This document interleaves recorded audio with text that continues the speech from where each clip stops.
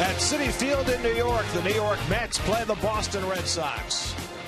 New York Mets baseball on SNY is brought to you by Hyundai. Get in your comfort zone with the most advanced Elantra yet. Visit your Hyundai dealer today. By Good Humor, proud partner of the New York Mets. By Geico, over 75 years of savings and service. By People's United Bank Wealth Management, using their know-how to plan your future. And by Mazda, driving matters. New York on Sunday, big city taking a nap. Well, not at Citi Field. No napping allowed. Mets trying to recover from a couple of losses. Maybe this will provide some inspiration. Now that is some terrific artwork. That's magical. And a pleasant good afternoon, everybody, and welcome to Citi Field. Gary Cohen, Keith Hernandez with you today as the Mets wrap up their three-game series against the Red Sox. Boston's won the first two games of this series. The Mets had a road trip where the last 7 games they scored a club record 73 runs. But the offensive production has been a little different in this series. 5 runs in the first 2 games, and the Mets have had plenty of opportunities that they've let go by the board. Well, they are 1 for 15 in the first 2 games of this series. And you know, that's baseball. You figure they had a stretch there where they played a Colorado Rocky team, had the worst pitching staff. They took advantage of that, had a big scoring outburst. They took advantage of a very poor Philadelphia Philly bullpen. Now they come with the Red Sox. Ironically, they came into this series last in the ERA in the American League. They haven't got it done. It's just that's baseball. It's one of those things. They're looking to get a win out of this series with Washington winning last night, picking up a game, now a 5.5 game lead. Hey, this is where it's all fun right now. You got the last 5 weeks of the season. Every game's important. The bigger concern for the Mets has been their bullpen. 6 runs allowed Friday night, a home run allowed yesterday. So the Mets went out and made another move and brought in the former closer Addison Reed, who had fallen out of favor in Arizona. Reed got off to a rough start this year. He's picked it up lately. Well, he's a slinger, a big strong-armed guy, throws hard with a changeup. It's ironic there he's had success against the left-handers as he got a very good changeup. More importantly, this bullpen was taxed on the last road trip, particularly in Colorado and Philadelphia. They need another fresh arm out there. He brings it. Mets were taxed to the point that they used Bartolo Colon out of the bullpen yesterday. That may no longer be necessary. Noah Syndergaard makes the start for the Mets today. Turned 23 yesterday. He's struggled a little bit lately. He has. His last 2 starts, Gary, he hasn't gone past 5 innings, and I've noticed a slight dip in his fastball, his velocity. This is a big game for him here and the team to bounce back and get a W, avoid the sweep. This is all part of the growing process here, and he's the one guy he's got to watch out for in that lineup is David Ortiz. And the former Arizona lefty Wade Miley makes the start for the Red Sox. Well, the former Arizona Diamondback broke in 3 years ago with 16-11, went to the All-Star game. Hasn't been so grand for him of late. Came over the Red Sox in the winter. He's having a better second half. 8 starts in the second half. He's 2-2 with a 3.96. He's pitched against the Mets now 3 times. This is his 4th start. He's winless in those 3 starts. So the Mets try and get out of this series with the Red Sox with a win. Crowd filing into Citi Field. You stick around too. Mets and Red Sox, all the action on SNY.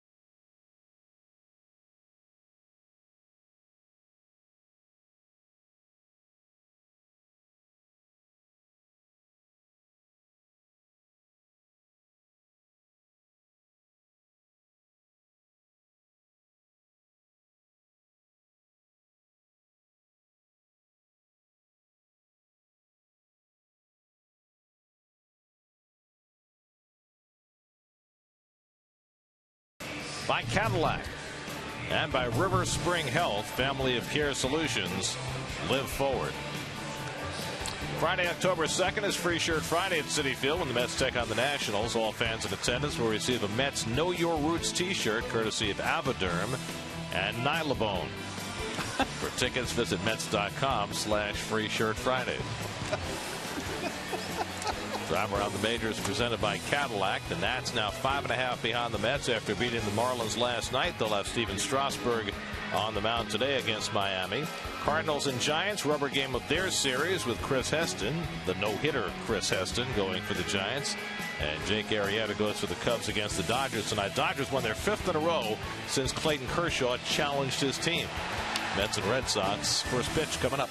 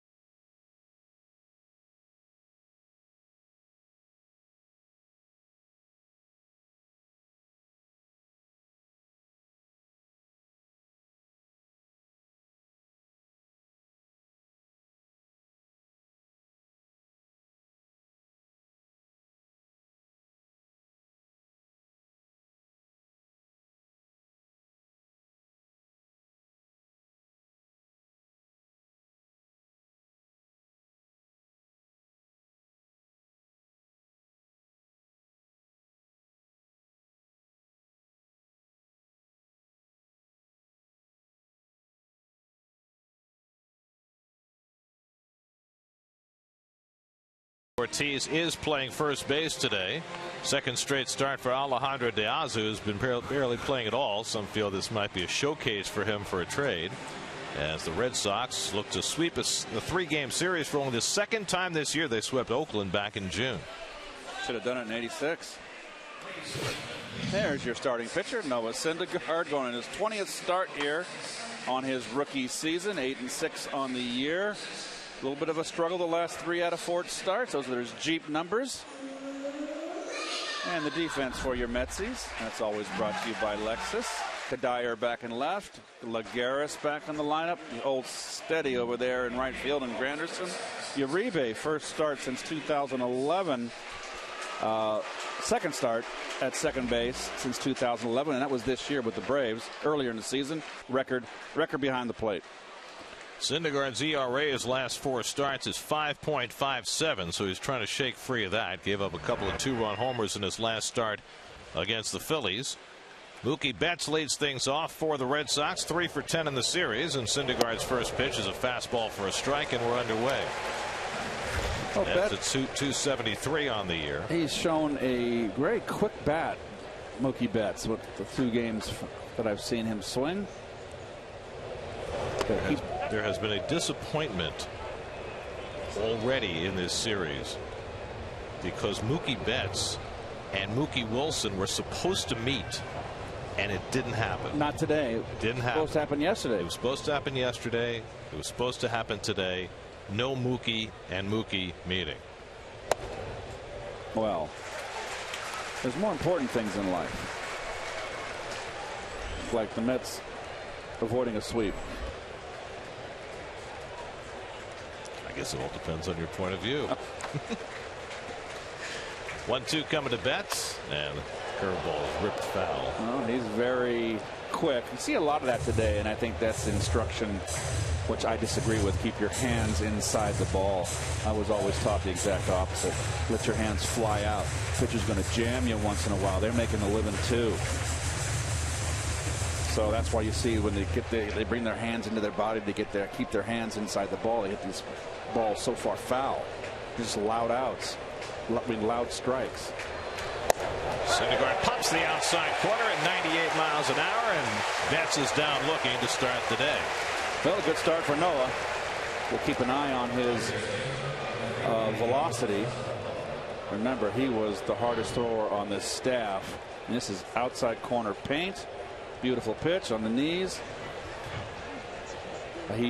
He was on the radar gun harder than Wheeler. Wheeler was the hardest thrower. Of course, he's been shelved all year with Tommy John. But seen a little bit of a step back. You know, it's a long season. Ups and downs. Here's Pablo Sandoval, 1 for 8 in the series, and he's late on the fastball. Syndergaard, coming into the day, had thrown 1,138 pitches of 95 miles an hour or more. Only one pitcher in baseball, and that's Garrett Cole, has thrown more. And of course, Syndergaard hasn't been in the big leagues all season. It just missed a ball and a strike to Sandoval. So essentially, when you break it all down, there's no starting pitcher in baseball who is throwing consistently as hard as Noah Syndergaard, who just turned 23 years of age yesterday. Xander Bogaerts on deck. You know, whatever the gun is, it's all relative. You know, when the pitchers come here, it's the gun. So whether it's 98 and you want to believe it's 98, or you want to believe it's more, it doesn't really matter, because every pitcher is evaluated by that particular gun. 1-2, and Sandoval reaches for it and fouls it off. And I guess the point I'm trying to make is that Syndergaard, his first 14 starts, was throwing 97, 98 deep into games. It was just no one has done that I've seen on the gun. Down slowly. Murphy with the flip. Syndergaard with the reach. And they get the 3-1 put out for the second out. Very nice by Murph. You heard a little verbal communication there. Syndergaard was a little indecisive. Murph said, I got it, I got it. Syndergaard immediately peeled off to the bag. Well done. Not necessarily the best route to first base for Syndergaard, but it worked out. So 2 out and nobody on. Now Xander Bogaerts, who had a 9-game hitting streak, stopped yesterday. Well, Syndergaard, anytime he can get through the first inning, he's usually in pretty good shape. Noah's first inning ERA is 4.74. But he's adjusted his warm-up patterns and done better in first innings the last couple of starts. Now he faces Bogaerts with 2 out and nobody on. Bogaerts starts the day 6th in the American League in batting at .313, and he takes a fastball for a strike. There's a 98. Ball's been carrying of late. Everywhere this team has gone, it has been flying out of ballparks.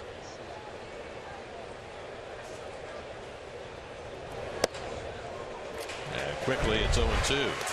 There are your Mets power pitchers of the week, brought to you by East Coast Power and Gas. And there's Syndergaard, highest average fastball velocity of any National League starter this year. Don't include the relievers, because then Aroldis Chapman blows everybody away. Bogaerts fouls off the fastball, and Syndergaard, who's been accused of using his fastball too much early in games, is using it a ton in the first inning, but he's got a good one coming out of the gate. Well, can't throw it down the middle. They're major league hitters, and they know he's a hard thrower, and they're going to be sitting on it. Everybody loves to hit a fastball in the big leagues. They wouldn't be here if they didn't. Most everybody. And Syndergaard's hair looks very golden blonde in this sunny afternoon.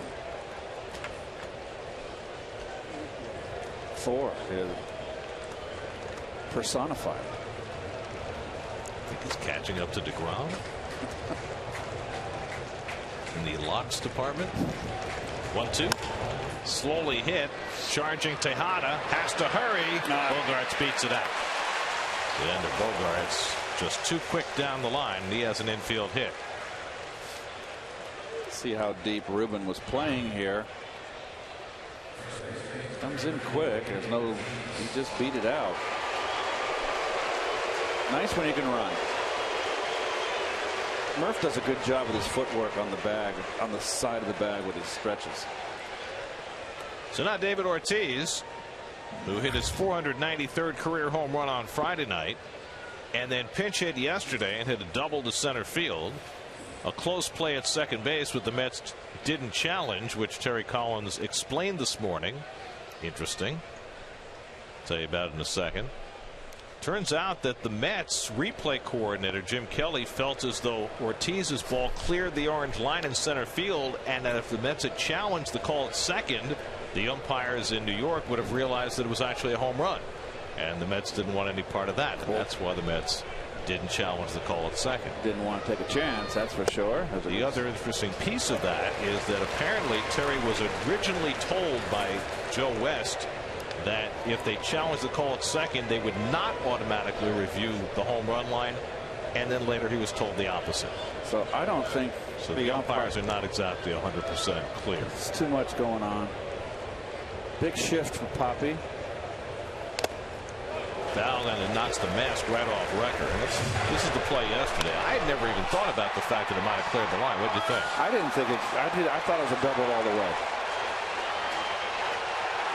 And that was the play at second. Uribe felt as though he made the tag on the leg. I thought he did too. It's not a home run. It's halfway up the fence.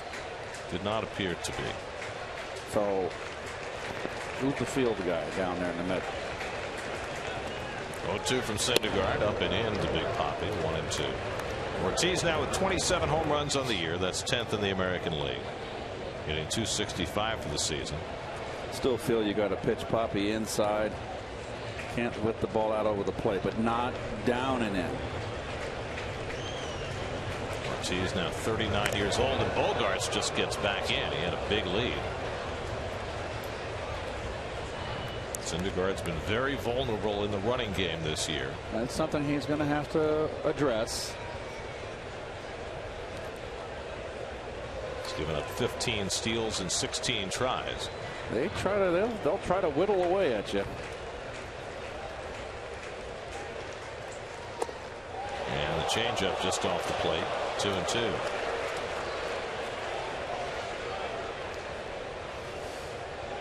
Some big numbers right there. 1,600.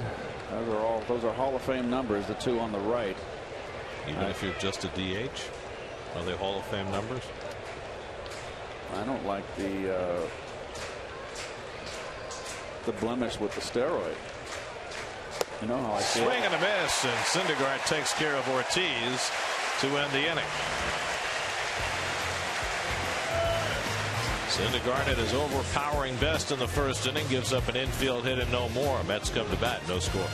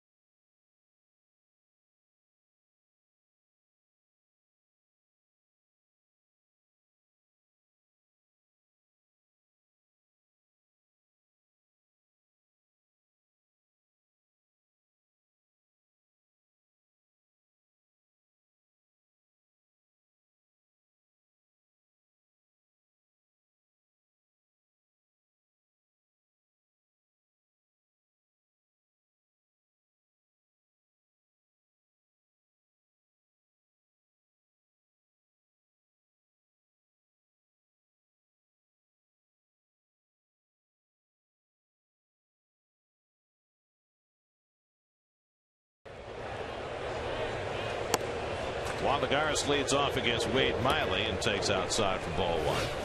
There's Wade Miley's numbers for the year.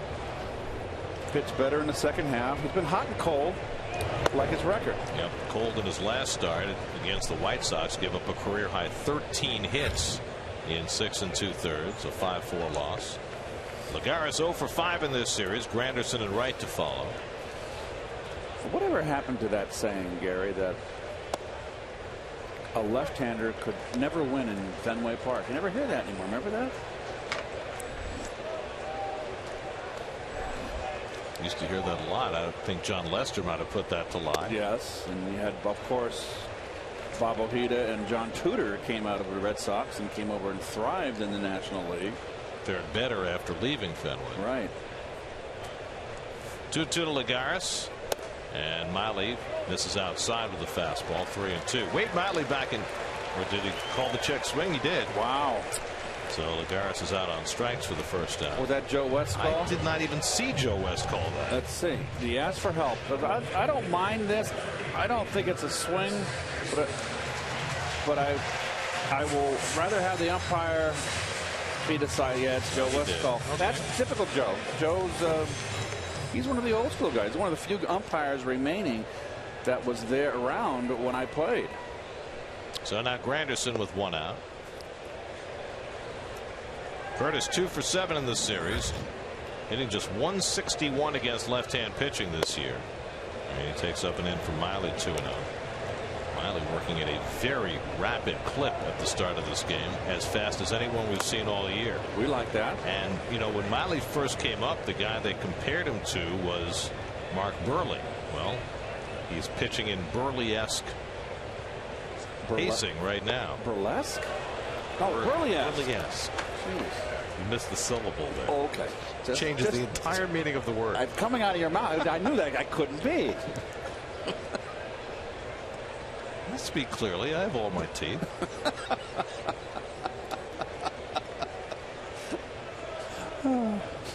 2-2 to Granderson. And that's on the outside corner. Back-to-back strikeouts for Miley to start his day. And Joe West already has an unhappy customer in Mr. Granderson. Here's your Mets starting lineup, brought to you by Geico. David Wright back in after sitting out yesterday. Michael Kadire in left field. Yoenis Cespedes gets his first day off since joining the Mets. Juan Uribe, his first start for the Mets at second base. And here's Wright. David, in 4 games since coming off the disabled list, 6 for 20 with a home run. 2 home runs against left-handers this year. I know it's a staggered kind of a small portion. 7 for 16. Is it cold in the dugout? What do you mean? It's 90 degrees and Cespedes is sitting there all bundled up. Oh, is he got a tip on a snowstorm? He's got the high collar. He's got the jacket on. He's got a tip on a snowstorm. Ball on a strike to Wright. Wade Miley back in 2012 finished second in the National League Rookie of the Year balloting, second to Bryce Harper. He was 16-11 that year, but since then 28-32 with a 4.10 ERA. So his career has not kept up with his rookie season. Wright bloops one to the right, and that'll fall for a base hit. So the Mets have their first base runner of the afternoon, a 2-out single for Wright. As I always like to say, that's a line drive in the paper tomorrow. Change up off the end of the bat. Just kind of dumps it in the right field.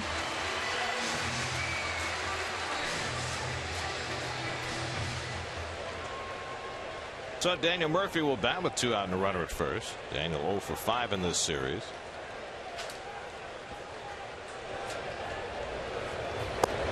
And Miley misses inside with a fastball. As I said, Joe West, the home plate umpire, is of the old school, and it's a day game, and it's a getaway day for the umpires. The umpires got to gather their things and get on to the next city.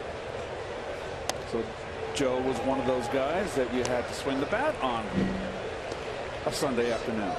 There's the crew for today. John Hirschbeck, the crew chief. Joe West, who usually is a crew chief. It's an odd configuration for this series. Murphy gets jammed badly, and Ortiz will take it to the bag himself, and that retires the side. A hit and 1 left. We go to the second at Citi Field. Mets and Red Sox, no score.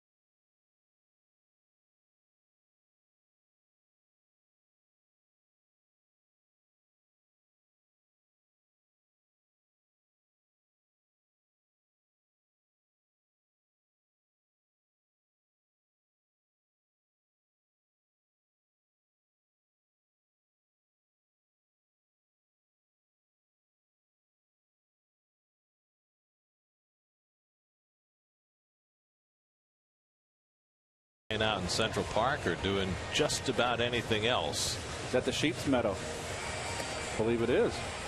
What a lovely. Thank goodness they carved out that little section of Manhattan with a beautiful Central Park. Mr. Olmsted knew what he was doing. Second inning with no score.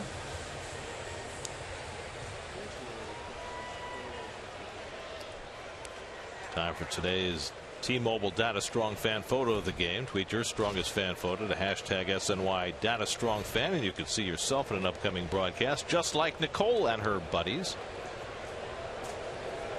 Is that who's Nicole? I don't know for sure, but I would guess the young lady in the front. Okay. Here's Brock Holt leading off the second, and he takes a strike from Noah Syndergaard.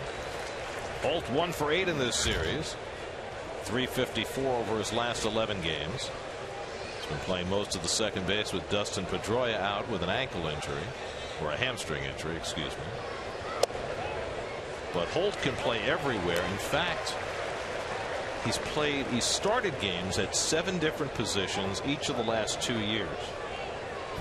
So every position except pitcher and catcher, Brock Holt has started for Boston in his first 2 seasons. The last time a Red Sox player started a game at 7 different spots in one season, 1928. Jack Rothrock. 1928, that's a long time ago. That's the year my mother was born. How about that?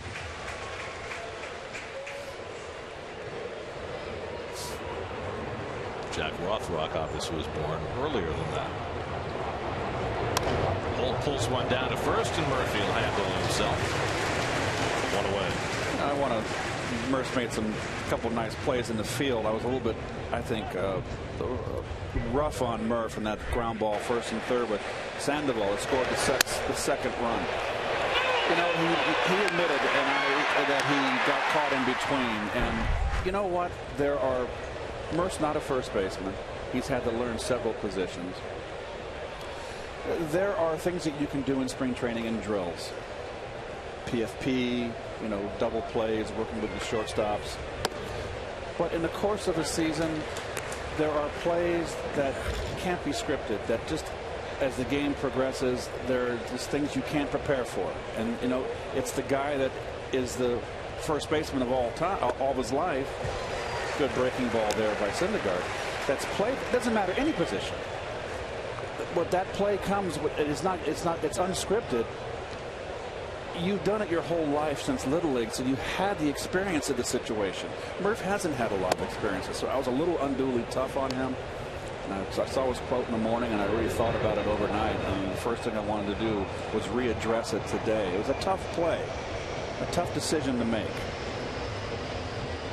Because there are so many parts to it, right? It's how hard the ball is hit. It's where the runner is off third. It's how fast the guy coming out of the batter's box is. You made the good point that I always forget. I always think of a first baseman as like myself, left-handed. Murph was also right-handed. Right. So Murph had to, you know, a left-hander has a quicker throw to second base. He's got to turn around and pivot with a fast runner in Holt, who beat the double play. Nick Castillo fouls off the curveball. So just wanted to make that point. Well, there's the other piece too, which is not everybody is Keith Hernandez at first base. Well, I've played it my whole life. I was instructed, and I'm a left-hander, so my feeling, I would have gone right away, boom, boom, to double play. I'm not on the field, but I certainly would have been aware of Sandoval at third base. No matter how fast Holt was, the fact that you're holding him on, and I'm a lefty, I got that quick throw I can get there. So, you know, Murph has to do a turn, and that's a valuable second right there, and it gives the Holt enough time to beat the play. Tejada waits on the hop, throws out Castillo, 2 away.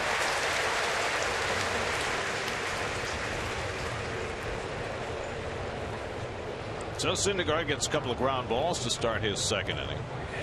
And now the catcher, Blake Swihart, who's played all 3 games in this series, wasn't supposed to. It was supposed to be Ryan Hanigan yesterday, but Hanigan came up with a calf issue, so Swihart getting the start 3 days in a row. He's only 23. Should have plenty of energy. Yeah, I think you're 23 years old. I'll play. And you want your name in the lineup. Swihart, a switch hitter, better left-hand hitter than right. And a good changeup by Syndergaard to get ahead 0-2. Good weapon for Syndergaard, the changeup, using it more. Got more than a few lefties in the lineup. 0-2. And Swihart takes low and away. Another changeup, 1-2. So did you see what Edwin Encarnacion did yesterday? Right, 3 homers, 9 RBIs. Hit another home run in the first inning today. So did Josh Donaldson. And Jays are off and running again, 2-0 against Detroit. They're just tearing it up. Oh, jam. Slowly hit off the mound. Tejada with the pickup, and he throws out Swihart by a stride to end the inning. 3 ground ball outs for Syndergaard for a 1-2-3 second. No score.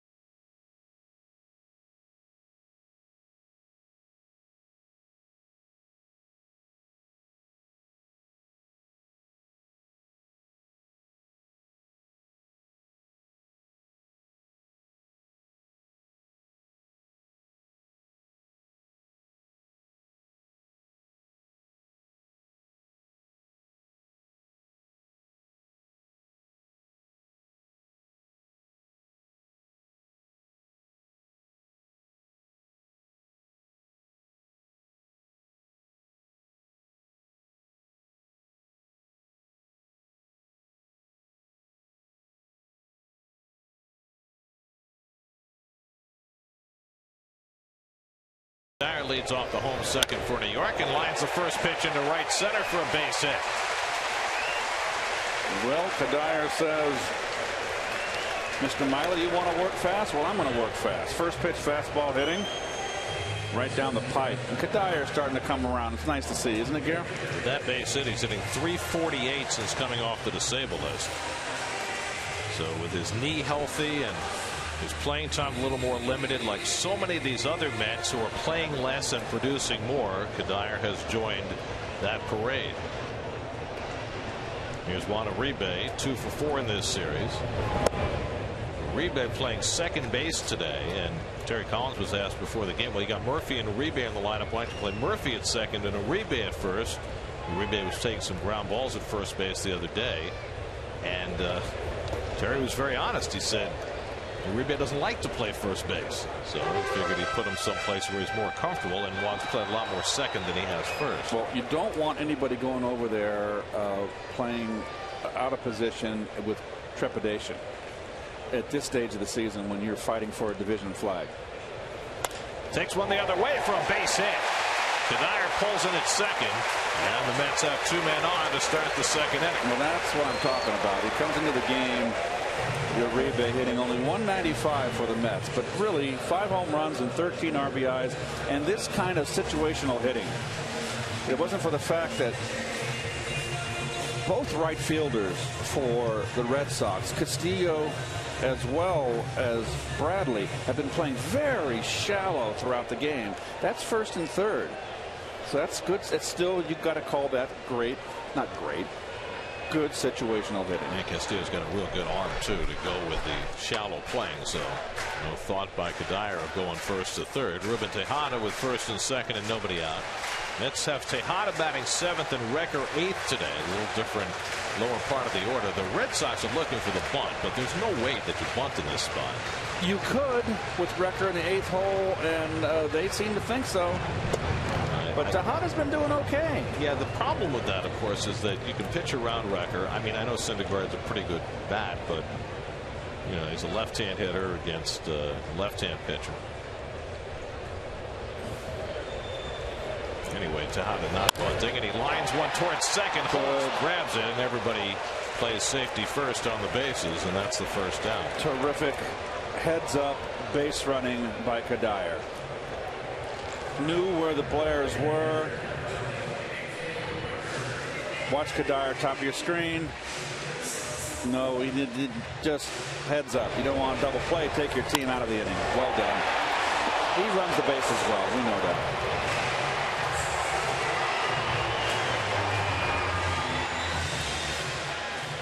Do you ever get a situation like that where you've got the runners retreating, play the ball off your chest and turn a triple play? No. Could it ever happen that way? It happens too fast to think, you know, it's just too quick. Here's Recker lining one to short, and that's caught by Bogarts. Again, Kadire has to get back into the bag. So Miley living large after a couple of hits gives up 2 line drive outs. Well, whatever Miley did this morning, no, don't change it. I mean, this could be a big inning right here.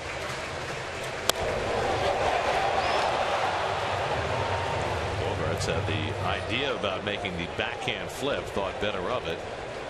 So now 2 out and 2 on, and here's Syndergaard. 6 hits this year, including a home run. Dead central, that home run right here in this ballpark over the 408 sign. Impressive.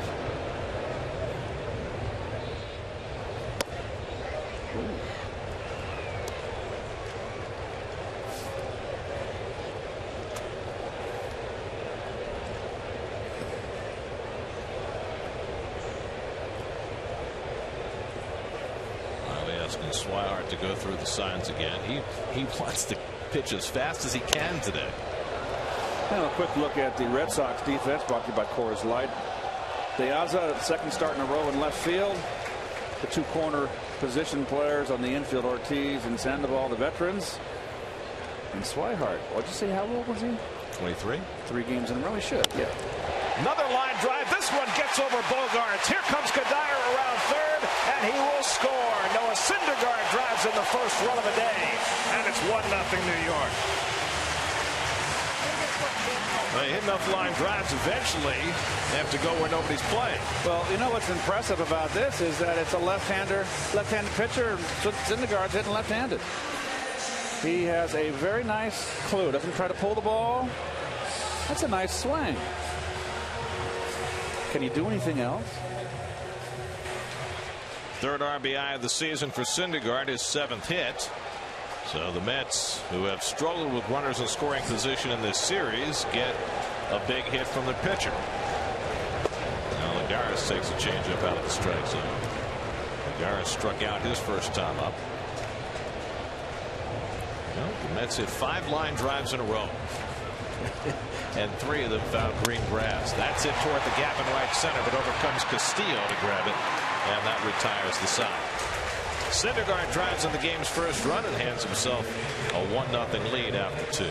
Base running gets him that run.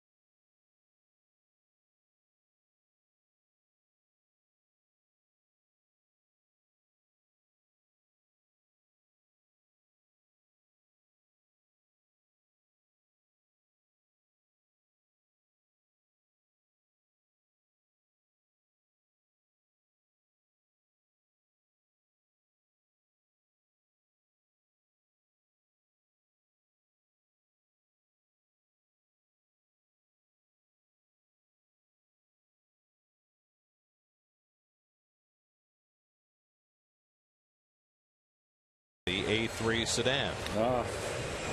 That's Follow the Mets wherever you are with MLB.com at Bat, the #1 app for live baseball. At Bat is up to the moment at any moment with in-game highlights, look-ins, replay reviews, radio broadcasts, statcasts, and more. Get MLB.com at Bat for your smartphone or a tablet. Well, the Mets have a lead here. That's good news for the Mets. Also good news for the Mets in Washington, where Justin Bour just hit a 3-run homer off Steven Strasburg in the first inning, and the Marlins lead the Nats 3-0. And Strasburg has been lights out since coming off the DL. Well, Noah Syndergaard with the RBI, the 24th RBI for Mets pitchers this year, the most in the majors. Going to have some pitchers where they have hitters cards for pitchers. 1, you're a bad hitter. 4, you're a good one. Mets got some 4s.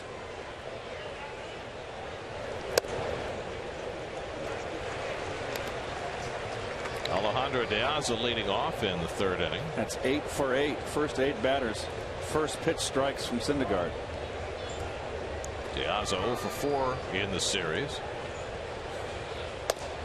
Red Sox picked him up from Baltimore in June, and he had not been playing much recently, but he has now started 2 straight games, which has led to some speculation amongst the Boston folks that maybe De Aza is being showcased for a last-second trade. If you want a player to be eligible for the postseason, you have to acquire him before midnight tomorrow, the 31st of August. Doesn't have to be on your big league roster, but he does have to be in your organization by tomorrow night. And that is why the Mets urgently made the deal for Addison Reed, who should join the Mets tomorrow. Rolled out to shortstop for Tejada, and De Aza retired long way. I want to pay a tribute to one of the best interns we've ever had. Tom Rockland is leaving us after today, go back to school at Muhlenberg College, and Tom has been outstanding in everything we've asked him to do this year, and we appreciate his service greatly. I never like to abuse them because they have to do all the gopher stuff. And one time I had left something in the car, and he went to my car. I was up here in the booth. It was too close to game time. And sweet. Very nice man. Doesn't Greg's son go to Muhlenberg? So you were assigning the intern to tasks that you just didn't care to do yourself? I did not. I am so sick of that walk down the left field line to my car.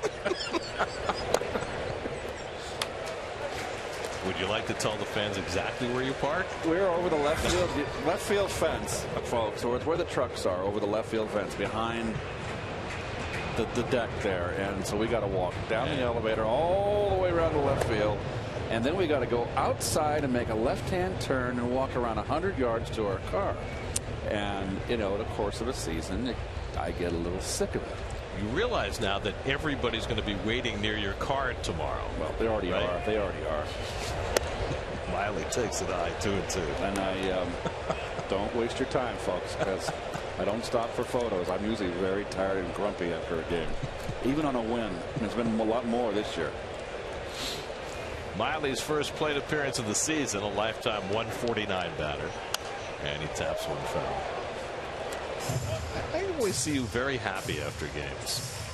Maybe you get grumpy by the time you walk to your car. Well, it's, you know, I'm preparing myself for my 86-mile drive home from doorstep to stadium, or vice versa. Oh, Syndergaard handles the comebacker. He is producing some very weak contact today. Yes, he is. And he's got the first 2 outs in the 3rd. He's jammed a lot of left-hand hitters. A lot of inside-out ground balls to Tejada at short. 3 of them, to be exact. All off. No, well, not. Castilla was the one right-hander, but 2 of them off the left-hander. Throwing that change-up away and then pounding him inside and jamming him. Well done. 5 straight ground ball outs for Syndergaard. Now will face Mookie Betts, who took a call 3rd strike his first time up. You never considered moving closer, did you? Where? 86 miles. Oh, I like it out there. It's, you know, you just, a lot of people have a lot longer drive than me and have to do it Monday through Friday for a long time, a lot more than me. So I'm not complaining. City beckons. I'll be there. 2-0 to Betts. Well, I've got to get my. We might as well say it. Yes, folks, all you tweeters out there, I did lose my tooth today, my front tooth to be exact, and I got caught smiling going on the Open, and I'm toothless right now. I'm missing my front tooth, my left front tooth, and I have a doctor's appointment in the city tomorrow at noon to get it fixed. I had to break a date tonight. What do you mean? But she didn't want to see you just because you lost a tooth? Sounds a little superficial to me.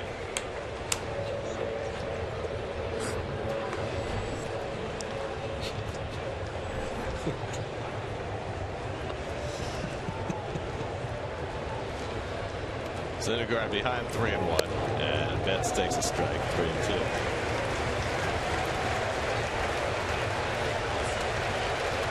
You need to find the girls who like you for your soul. Well, maybe it's my insecurity there. 3-2 coming. Another ground ball. And another play for Tejada, and the stretch by Murphy, and he stays on the bag. Side retired. 7 in a row retired by Syndergaard, the last 6 on ground balls. Coney Island hopping today.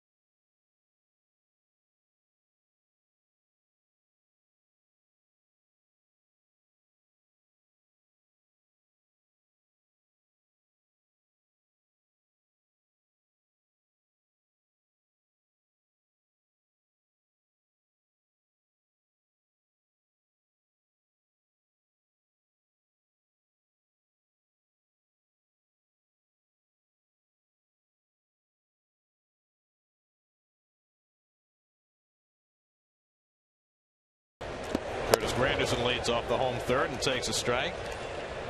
Granderson went down looking his first time up. Wade Miley working quickly today, and he gets the curveball in for a strike. 0-2. Miley now 28 years old. And that's on the outside corner, and he gets Granderson looking for the second time. Same pitch that Joe West called Curtis out on his first time up, and Curtis getting a little testy, which rarely happens.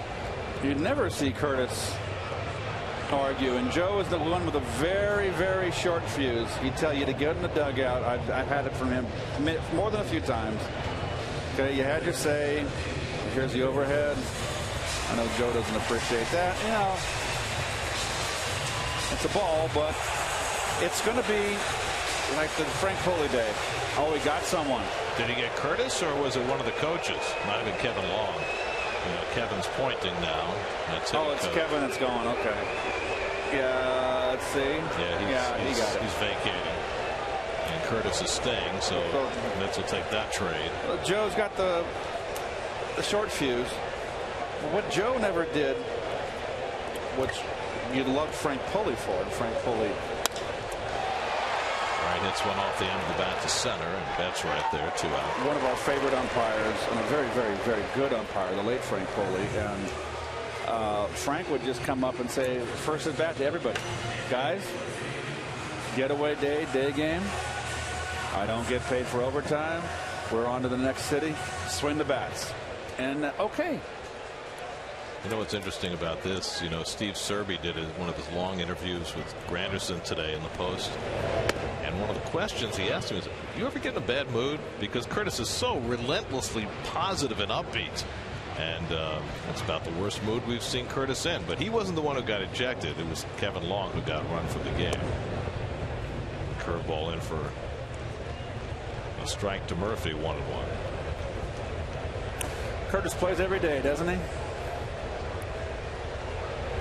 He has got the perfect baseball attitude. It doesn't matter how bad a slump he's in, doesn't matter how hot he is.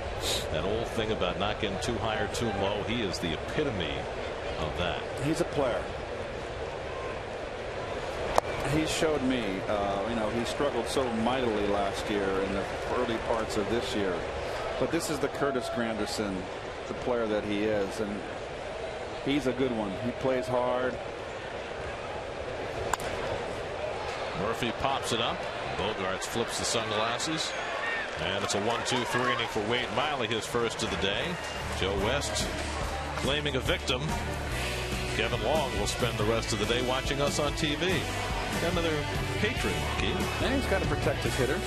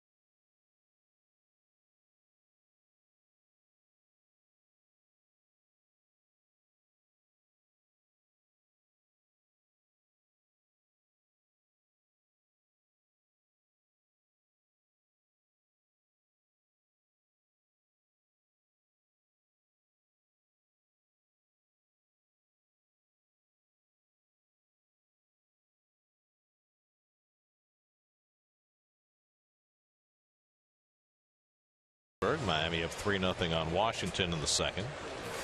Cold Hard Facts brought to you by Clean Crisp Coors Light. Noah Syndergaard, as with Jacob deGrom, as with Matt Harvey, they love pitching at Citi Field. And they're your home ERA leaders in the National League.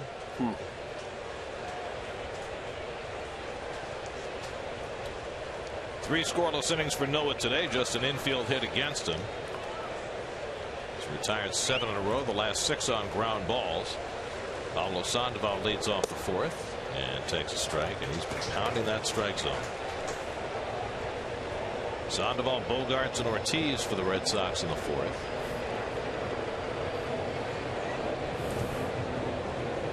Okay, second time through the order. Let's see what shakes. See what adjustments the hitters have made. They know that he's throwing hard, and he's got a good changeup.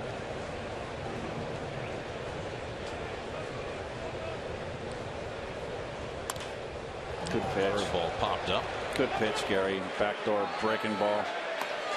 Wright makes the grab and foul ground to retire Sandoval 1 away. Amazingly mature and presence on the mound of Syndergaard at what, 23 years of age. Just, I mean, you got to figure most of the year he pitched at 22. Astounding, really is. So what do you make of his recent relative struggles? Everybody goes through streaks in a season. It's a rookie year. He's learning.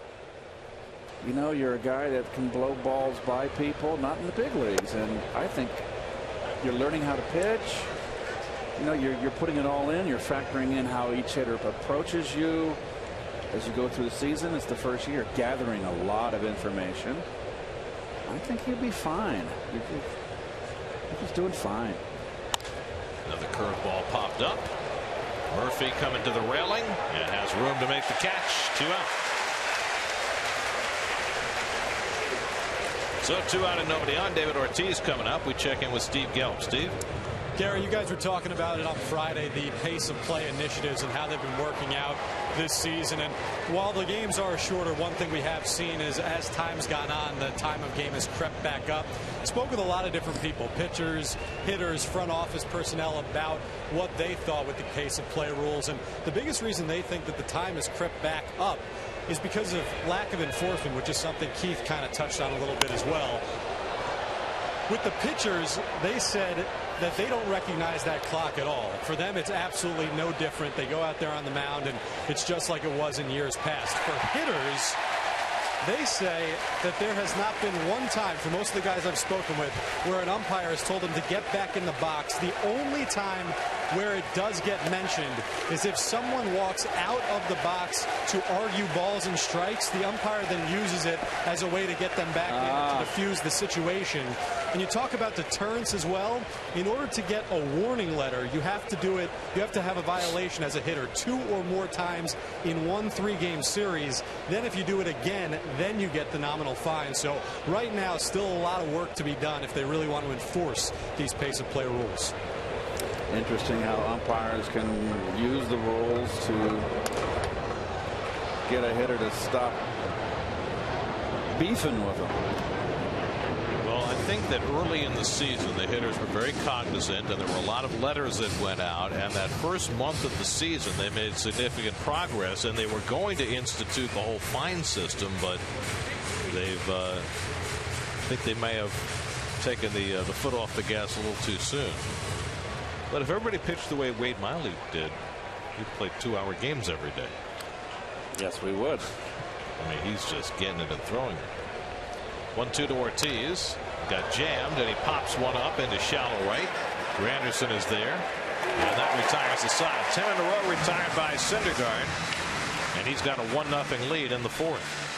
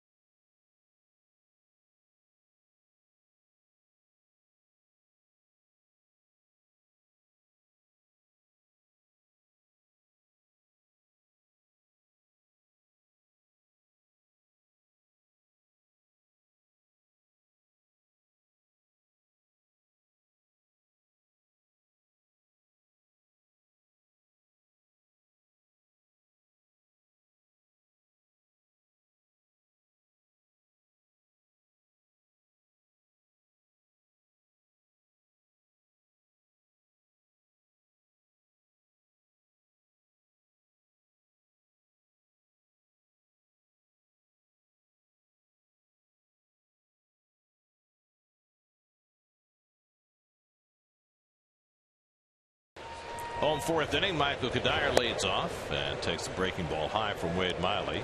Kadire singled and scored the only run of the game in the second. And he lines that one to left field. And that's down for a base hit in front of De Aza. And Kadire is 2 for 2.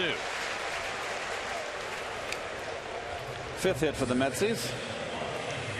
Second leadoff hit for Kadire in 2 at bats.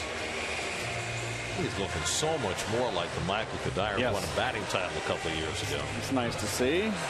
You want a veteran in the stretch run to be kicking on all cylinders. There's another one. Juan Uribe, who singled to right his first time up. And Kadire almost got fooled by that move by Miley. Miley is a master at controlling the running game. There's been only 1 stolen base against him this season. He's got 5 pickoffs this year. That leads the American League. One of those lefties will hang his knee and has that semi-balk move to first base.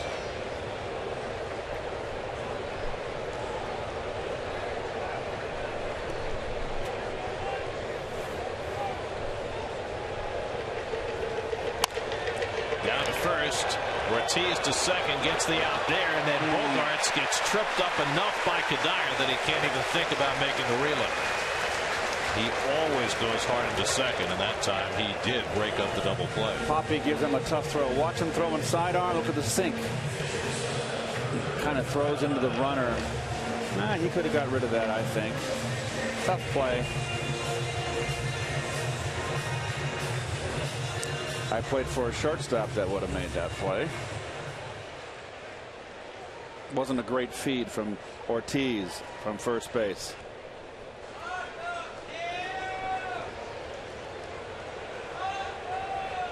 One out and one on. Here's Tejada, who lined out his first time up. And a balk move, but it gets through Ortiz, and Uribe runs to second. Well, first of all, that's not a legal move, is it? Second of all, Uribe got hung out to dry, and Ortiz just didn't catch the ball. This move is very peculiar. He didn't step. He's not base. That's a balk move. Yes, it is. He didn't step. Can't believe they let him get away with that. And the Mets get a break. It's an error all the way on Ortiz. Would have been a 6 pickoff for Miley. Well, no wonder he gets picked off. They let him do that. No fooling. He's not stepping home. There is an imaginary line that runs from the first base corner of the rubber perpendicular to the first base line, and you're supposed to step to the first base side of that line. Explain that again, Gary. I don't think that was clear for a lot of people. They did this in spring training a number of years ago. They experimented with it. There's an imaginary line that runs from the first base corner of the rubber toward the first base line. That's hit hard, and it caught out of the air by Sandoval, and Uribe back to second. So another line drive out. It's 2 from off the bat of Ruben. And you have to step to the first base side of that imaginary line, and there's no way that Miley does that. Where does the line run? From the first base side to halfway? Corner of the first base side of the rubber. Straight line to the line. Straight line to the first base line. So it's 45-degree angle. So it makes a T, right? No? Right. On the line. But the point is that you have to step toward first. Yeah, I always thought it was, what I always heard when I was a kid growing up, you had to be 45 degrees in your step. So that certainly wasn't 45 degrees.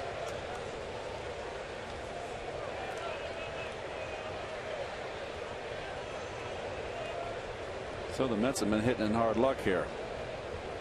Recker lined out his first time up. And foul tip 0-2. Now watch where his foot goes. So you tell me, folks, if that's 45 degrees from where he steps his foot, that little divot in the mound is where he steps to throw home.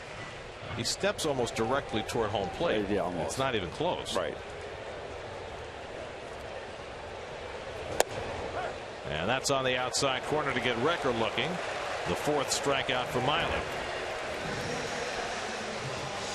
After 4 at Citi Field, 1-0 New York.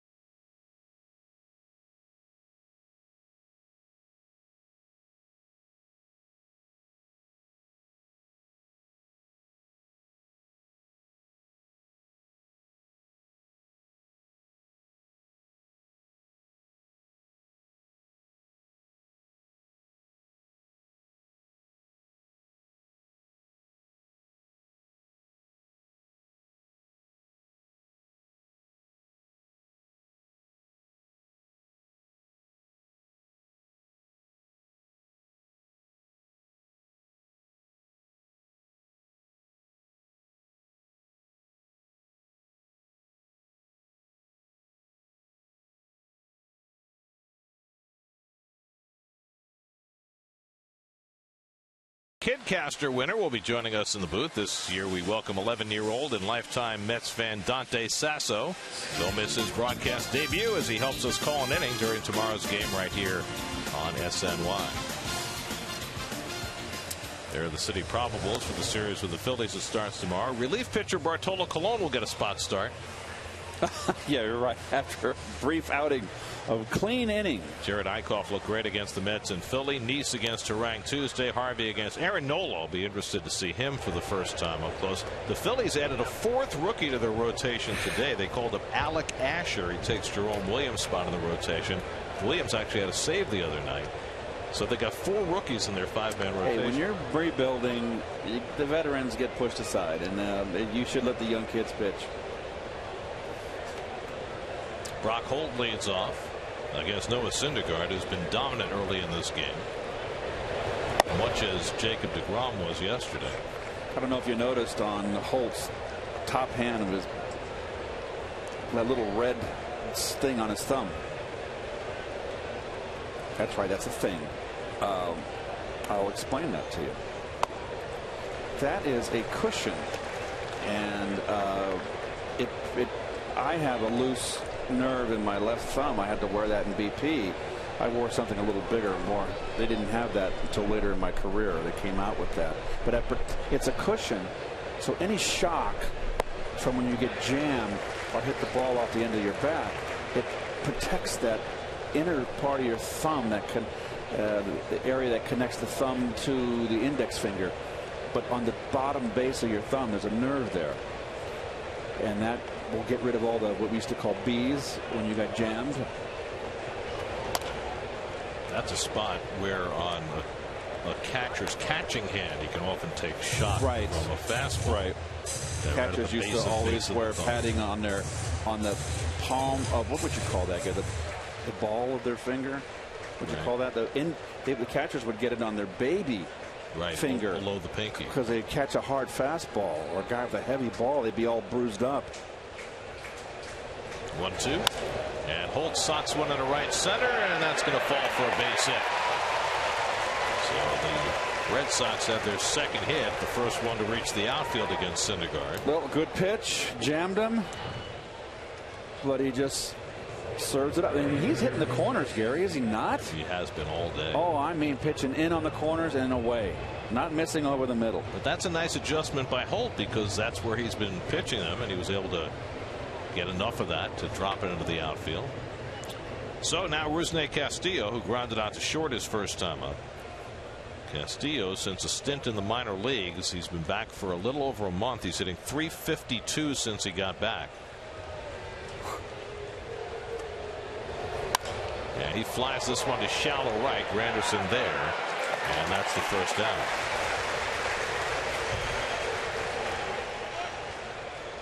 .66 pitches. It's far fewer than deGrom had at this point yesterday.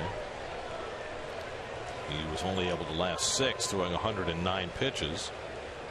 By the way, Addison Reed, whom the Mets traded for today, will not be here till tomorrow.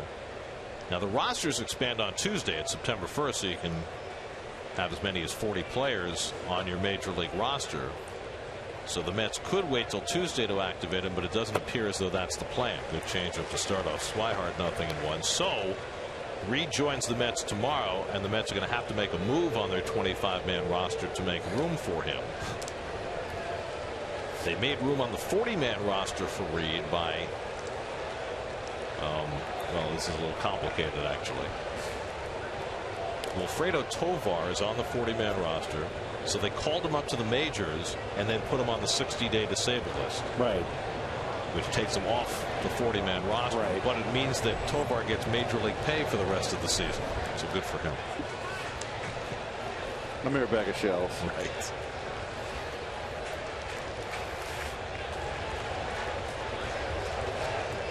Here's the 0-1. Now, the major league roster expands to 40 on Tuesday, but the Mets have at least 2 players who they want to call up who are not currently on the 40-man roster. Eric Goodell, because he's on the 60-day disabled list, and Eric Young Jr., whom the Mets traded for, but he's not on the 40-man. So they're going to have to find some more space on that 40-man roster between now and when they make those call-ups, which may not be easy to do. There goes Holt. It's grounded right into Uribe, his first chance in the field, and he handles it cleanly. Second out, Holt goes to second. Uribe started one game at second base for the Braves back in June. Otherwise had not played a game there since 2011.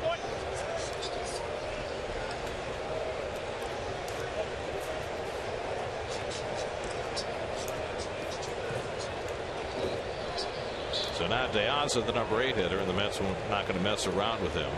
They'll walk him intentionally and bring up the pitcher Miley instead. This will be the first walk of the day for Syndergaard, who, for a rookie pitcher who throws this hard, has been awfully stingy with the walks. I mean, you think about guys who come to the big leagues throwing 98 miles an hour. You don't think they're going to be at 2.2 walks per 9 innings. That's where Noah has been. Well, you always think of the number. Didn't Nolan Ryan have 34 with the Mets? Well, 30 for most of his time as a Met. So, my mistake. Well, he actually did wear 34 for a little while. Right. Yeah.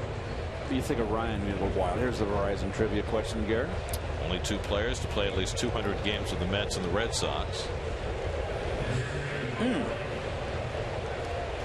I think I know them both, and I think they're both outfielders. I think you're right.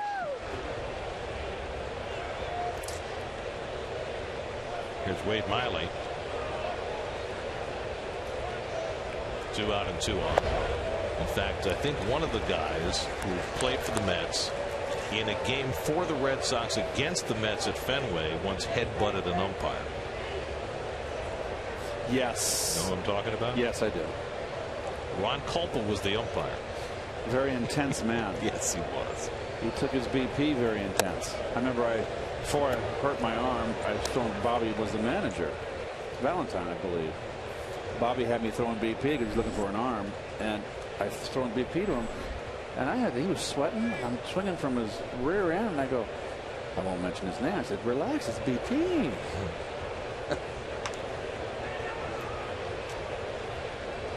He's a very strong guy. Yes. He fouls away the fastball. It's 1-2. They're in the third now in Washington. Still Marlins 3, Nats nothing.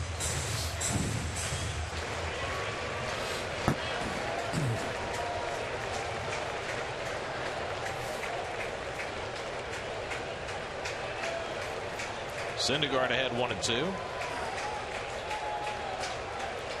And Miley with a slow ground ball. Gotta hurry. Tejada rushes the throw and gets him by a stride. Murph threw home just in case. He wasn't sure he was going to get the call from Milwaukee, but he did. 6-3 putout retires the side. And a 4th out if necessary, because you never know.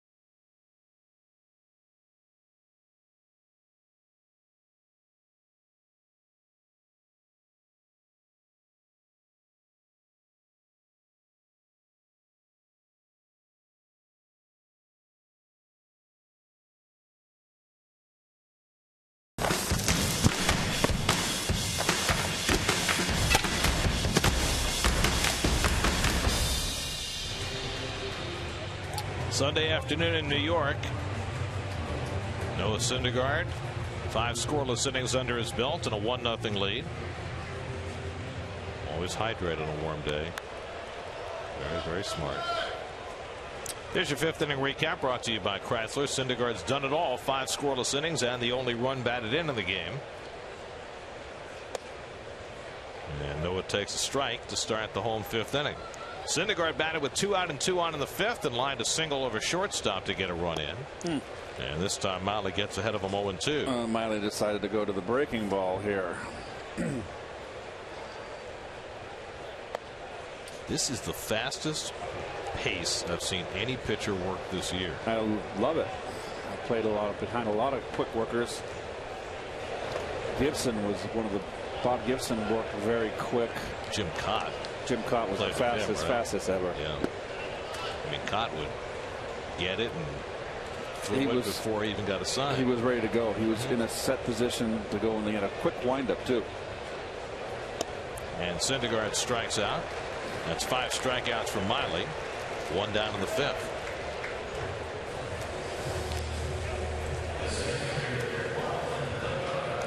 So now 3rd time around the batting order. Juan Lagares with 1 out. Lagares has struck out and flied out. Juan, who has been hitting lefties very well, all of a sudden 0 for his last 9. Juan's been streaky this year. It was inevitable that the Mets were going to cool down offense a little bit after the 73 runs in 7 games in Colorado and Philly. So you wonder where they settle in as an offensive team now. Wonder if coming home, I know they played. I mean, they played so tremendously at home this year. It should not be, you know, the fact. Remember 3 years ago, or was it that recently that they struggled at home last year. I think that they're over that. They're 42-23 at home. Now they were 42-18. They've lost 5 straight home games now. Remember, they got swept by the Pirates before they went on that last road trip, and now first 2 of this series. Oh, the last 6 weeks of the season, when you're in the hunt, it's a whole different animal. Well, this is a hugely important homestand for the Mets because they have a 10-game trip coming up. Lagares has to move his feet. When they get done with the Red Sox and Phillies, they go to Miami, Washington, and then Atlanta. 3-3-4 on that trip. And they got to be careful with Philly. They've dominated Philly. I mean, just tore them up this year. And Philly's going to want, inside corner. West has had a big strike zone all day, and Lagares the latest victim. 6 strikeouts for Miley. Well, now Granderson has been called out on strikes twice.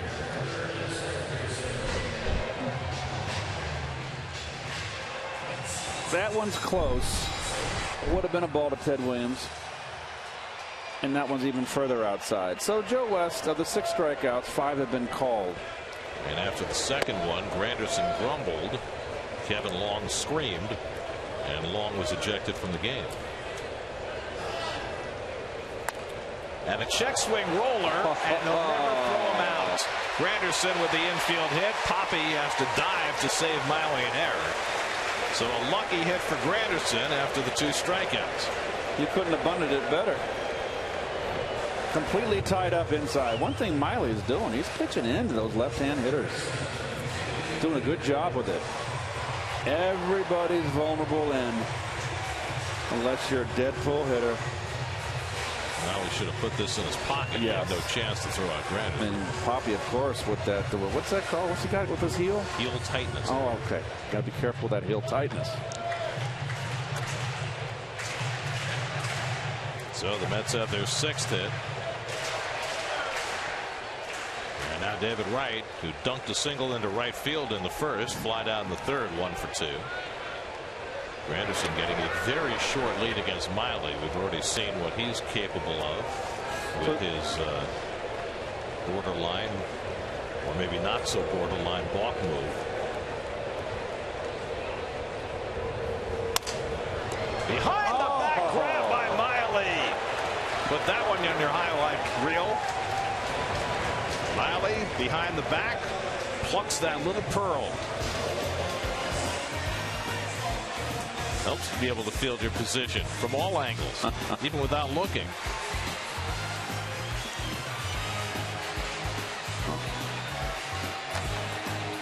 Do you need to do this to get the goal? I don't think I'm capable of that.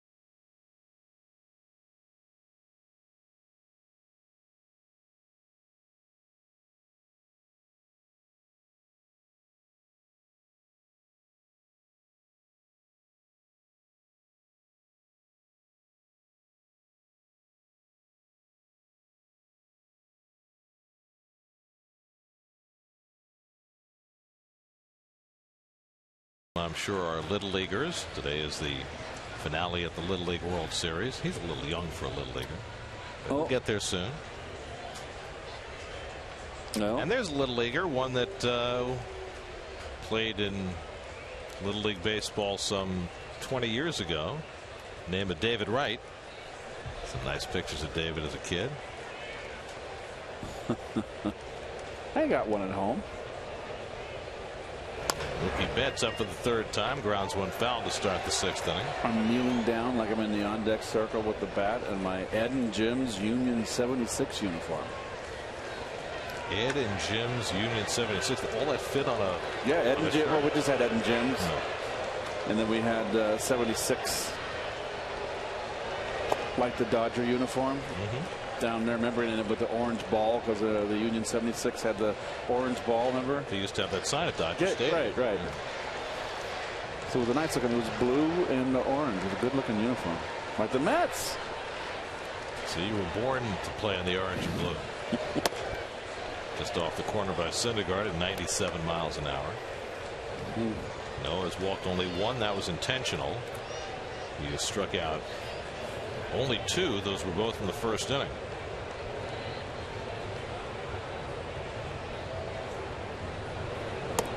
And Betts takes the strike on the inside, 2-2. Jason Worth just hit a 2-run homer for the Nats against Brad Hand in the third. So it's Miami 3, Washington 2 in the bottom of the third in D.C. That game's got a long way to go. I've worked with you for 10 years. That's the most cliche thing you've ever said. What? That game is a long way to go. Is that cliche? You never speak in cliches. I don't? No. That's what's great about you. That came out of nowhere. Oh. Mr. Non-cliche.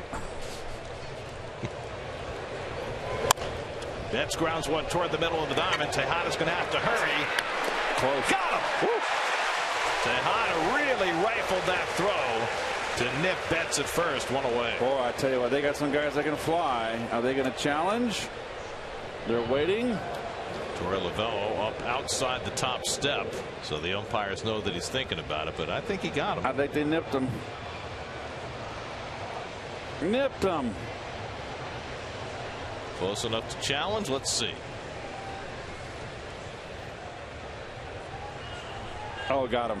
Got him just in the nick of time.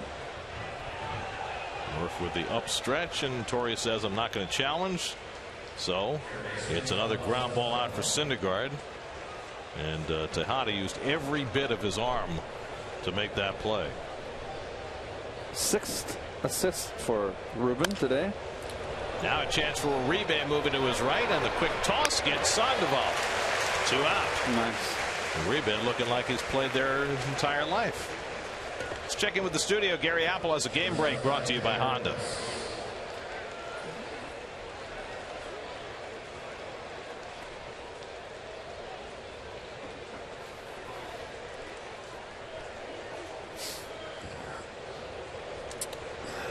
It would be huge for the Nats if they can get Jason Worth going, hitting just a shade over 200. Yeah, he's been struggling, that's for sure. And there's a lot of game left there, Gary. Xander Bogaerts takes a fastball for a strike.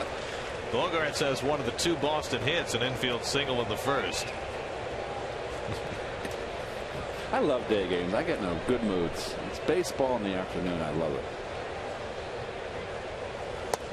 Been plenty of work for the infielders today for the Mets. 11. Is it 11 or 12? 1, 2, 3, 4, 5, 6, 7, 8, 9, 10, 11 ground ball outs for Syndergaard. 6 for Ruben. And Ruben has really played a terrific shortstop, hasn't he? His play, he's lifted it. Over the bag, that's a fair ball for Bogaerts. Quickly to get it is Granderson, and Bogaerts will stay at first. Granderson shaded toward the line, and that was a good place to be. Bogaerts, though, has his 2nd hit of the day. 3rd hit for the Red Sox. Bogaerts a nice looking player, isn't he? Yes, he is. Good pitch, too, right there. Just had his butt flying and kept his hands back and just kind of reached out one-handed. What are you going to do? It's a pretty good hit, and they're getting paid for a living, too. So now it's Ortiz, who has struck out and flied out. No, it jammed him and got the fly ball his last time up. And misses with a changeup for ball 1. That's flipped the infield and put David Wright over on the right side of the infield in the shift. Rebound out in short right field. Playing very deep. This is the one guy you got to be careful in this lineup. Yeah, Poppy went around on that swing and he knew it.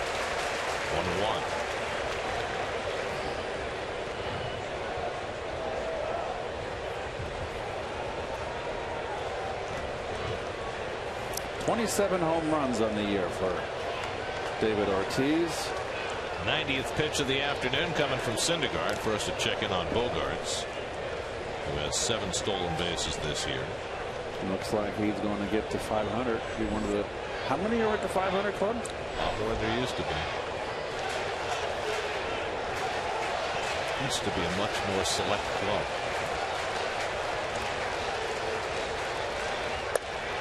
I guess the most recent would be, was it Alex Rodriguez?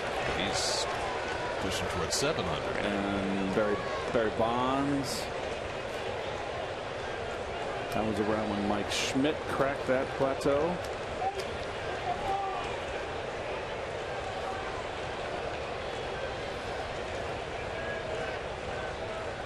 Two-1 to Ortiz. And that changeup missed, and that time he stopped the swing in time. 3-1.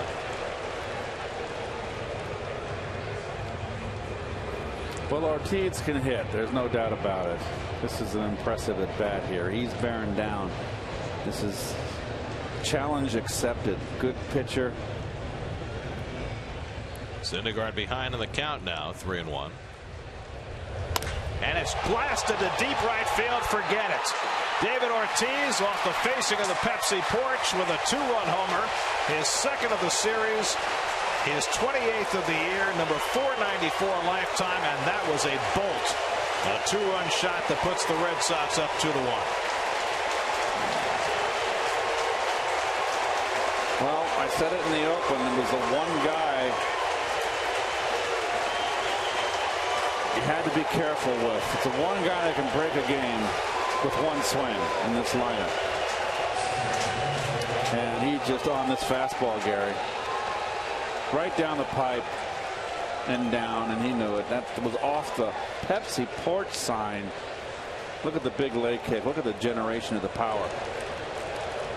With the hips fly open. And nothing wrong with that swing. That's a mighty significant exit velocity. Almost took out the Pepsi sign. Ouch. Well, Syndergaard's now allowed a home run in each of his last 6 starts. 9 home runs in that span. Gave up a couple in his last start, and now Ortiz takes him deep to put the Red Sox up 2-1. Well, the offense has got to go to work. Holt takes the pitch inside, 1-1. Nice angle right here. Little hitch. And he always recoils back, doesn't he? Let's go with one hand. Most of the hitters today hang on to the bat. He does not. In Washington, Derek Dietrich just hit a home run off Steven Strasburg, but the Marlins up 4-2. That's in the 4th inning. Still a long way to go. 2-2 to Holt. We might as well plug one of our sponsors here. And here's the bat speed, real time, quick. You know it. I brought my iPad today, folks, and we got MLB at bat on, and we get a nice 3D picture here, so we're able to watch live the Marlins Washington game as we're doing the broadcast. Don't get distracted now. We're not. Holt strikes out to end the inning. 3rd strikeout of the day for Syndergaard. But David Ortiz turns this game around. One massive swing of his bat. Career homer number 494 is second in this series. And the Red Sox go up 2-1 in the 6th.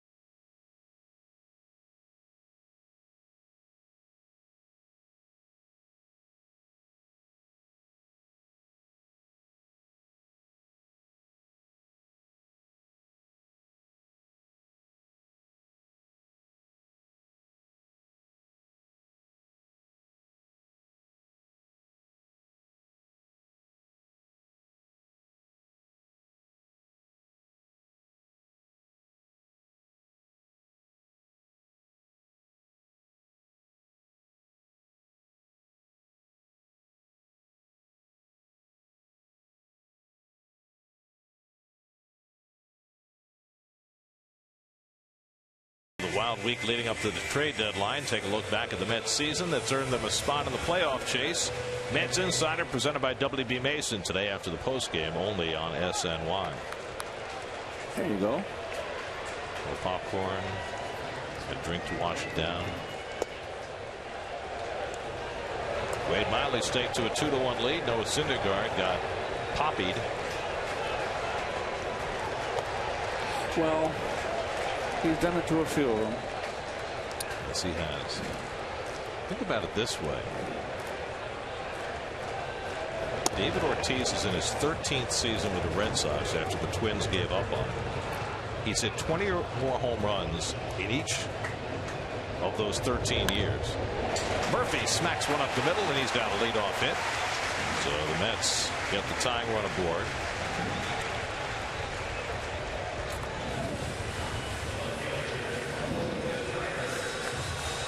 Stayed in on the breaking ball. He's been pitching Murph inside, something Miley has been very good at.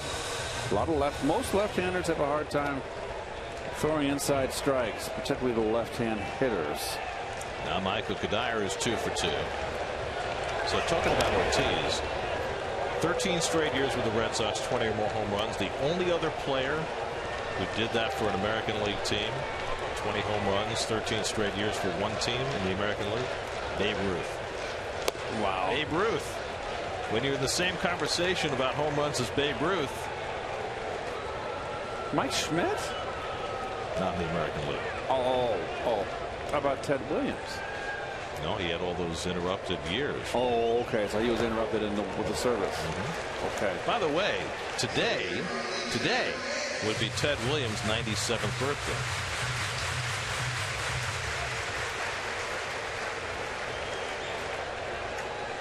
Great player, great hitter, obviously. Miley behind Kadire 2-0 and 3-0. So Miley, who has not walked a batter all day, finds himself behind 3-0. There hasn't been an unintentional walk in this game, thanks in part to Joe West. There's a strike. West has had a huge strike zone all day. You see Kadire's recent numbers presented by DraftKings. Play daily fantasy baseball for free on DraftKings.com. Enter promo code NYM for free entry. And the curveball misses for ball 4. Kadire thought about a strike, but that time Joe West said no. And so the Mets have the first 2 men on in the 6th. Kadire on base for the 3rd straight time. Miley thought it was a strike too. So the Mets have the table set. 1st and 2nd, nobody out. And Juan Uribe, who's 1 for 2, singled back in the 2nd, hit into a fielder's choice in the 4th. No activity in the Red Sox bullpen. I would not have anybody up there either. He's only thrown 70 pitches, and their bullpen is not very reliable. By the way, the Red Sox interim manager Torey Lovullo said today that Gene Michie is going to take over as their closer. Junichi Tozawa is now out of that role. Out to center field, chasing Betts back, away back. It's over his head and off the base of the wall. Murphy will score. Kadire right behind him. He'll score. It's a 2-run double for Juan Uribe, and the Mets go right back in front, 3-2.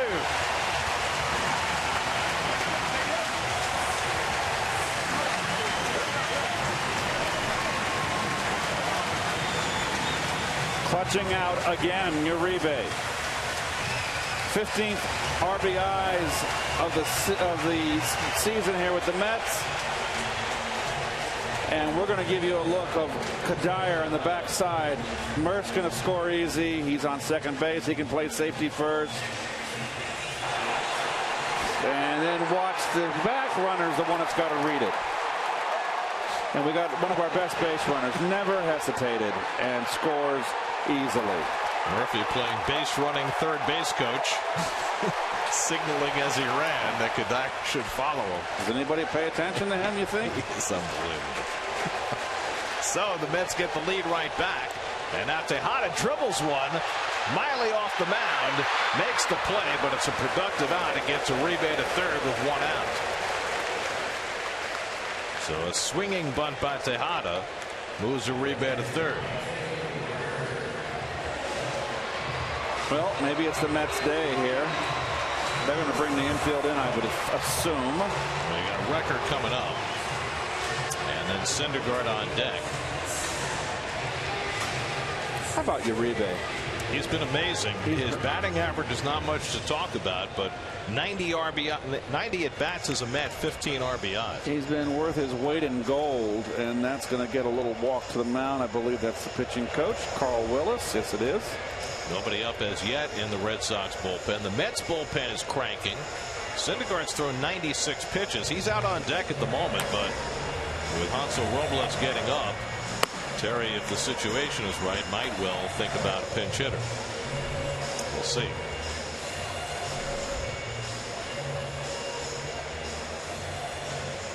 It's a tough choice.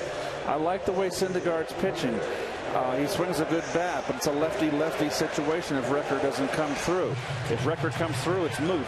Yeah, then it becomes a 2-run lead, and you can leave him into bunt. It's a tough choice. I mean, my feeling is I would go try to get another inning out of this guy, and I'd let him hit. Well, let's see what happens with Recker first. Uribe at 3rd and 1 out. Mets have regained the lead here in the bottom of the 6th. Infield in for Recker, who's 0 for 2 today. And he takes outside ball 1. Now, if you're the Red Sox, are you going to pitch around Recker in this spot? Wilmer Flores has now come out on deck to pinch hit. That's line to the left center. That'll get the run in. Uribe comes in to score. Anthony Recker with an RBI single. The Mets with a 3-run 6th inning. Now lead 4-2. Well, that makes the job easy. Syndergaard comes up and he'll bunt. So the Mets bounce right back. Something they need to do. Stayed back on the changeup, Gare. Just the 5th RBI of the season for Recker. Well, Syndergaard was on deck. They sent Flores up there as a ruse, and now it's Syndergaard in the batter's box ready to bunt. And he lays off the curveball and takes a strike. Well, Recker does not get to play very much. It's been a tough year for him. And guy that works very hard. Good to see. Celebrated his 32nd birthday yesterday. Syndergaard turned 23 yesterday. They've both driven in runs today. And the curveball fouled off. And it's 0-2. Syndergaard drove in the first Met run with a base hit in the 2nd. Struck out in the 5th. He's got 4 sacrifice bunts this year to go with his 7 hits. But he's in a 0-2 hole now. Uribe, he's chirping in there. He's always involved. Everybody's smiling. The 3 veterans right there. That's all good. And bunting with 2 strikes. Syndergaard gets it down. Swihart throws to first.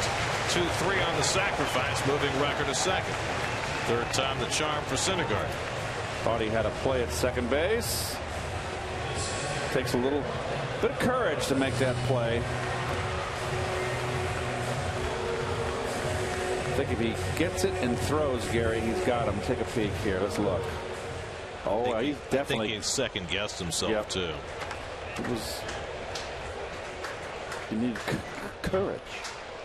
And Swihart's got a reputation as a great defensive catcher. Well, it took the safe route there. So runner in scoring position for Lagares, who's 0 for 3 today. And he takes the curveball down for ball 1. Return throw to Miley, got by. Over his head. Catcher threw it over his head. Maybe a little unnerved by the last play he didn't make. Blake Swihart, the rookie catcher. Oh, parachute.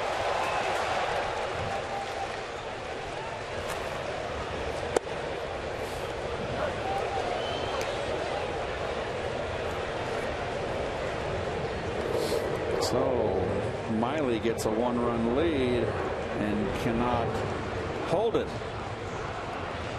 Gives it right back. It disappeared very quickly. Single, walk, 2-run double, gone. And I like the fact that the Mets are doing it without the home run. They've hit so many home runs of late. And that's the pace that they couldn't keep up, Gary. They were just torrid. Got to find other ways to win ball games than just home runs. That's at 23 home runs on their 9-game road trip, the most they'd ever hit on any trip.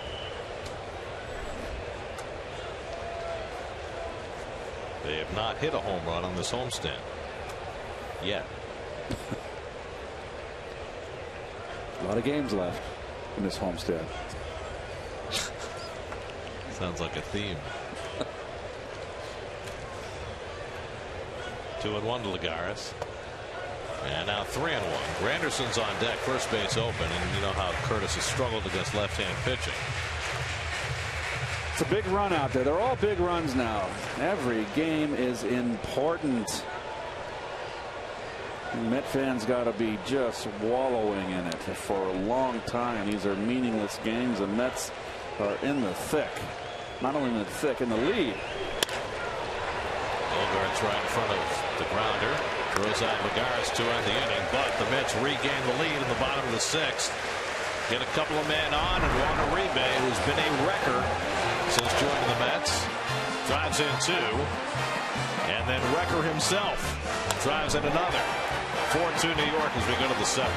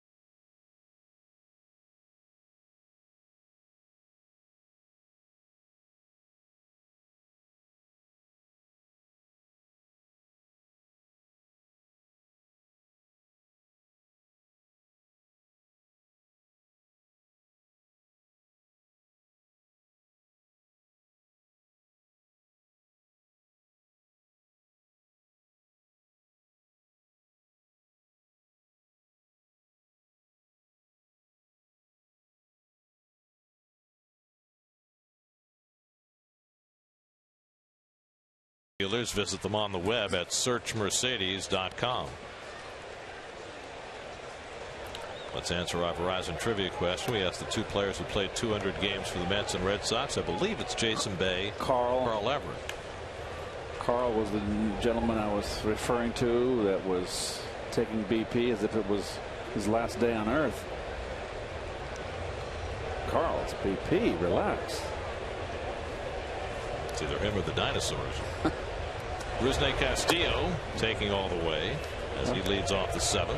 All right. Syndergaard replenished with the lead now. And equally important for him, Mr. Syndergaard, to run a goose egg up there. After your team scores, it's imperative for a pitcher to have a quick inning, no runs. Castillo's 0 for 2 today, grounded out and flied out. Syndergaard's only struck out 3 today. Average 9.8 strikeouts per 9 innings, so it hasn't been a big strikeout day, but it's been a big location day for him. His fastball's been on both corners. Gave up the 2-run homer to Big Papi in the last inning. Well, he skips away. Started out gangbusters, Garrett, too. He had 2 strikeouts in the first inning. Well, the Mets are going to keep the bullpen busy behind him. Now at 100 pitches for the afternoon. 11 ground ball outs today.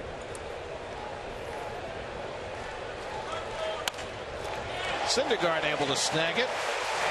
Didn't quite have the flair of the behind the back that Miley made, but that was a hot shot that Syndergaard stuck out his glove and snagged. Yeah, but that's around what, 6'7"? That's a lot to get down there and bend over.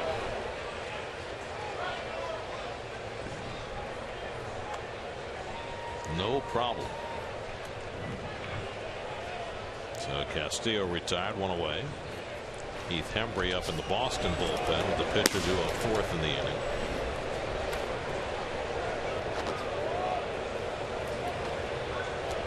Swihart is 0 for 2. And he takes a fastball for a strike.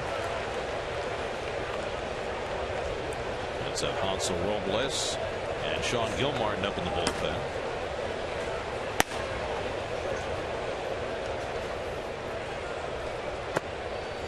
I know that Gil Martin doesn't really profile as a situational lefty, but with all the struggles that Eric O'Flaherty has had, don't you think at some point he gets the crack at it?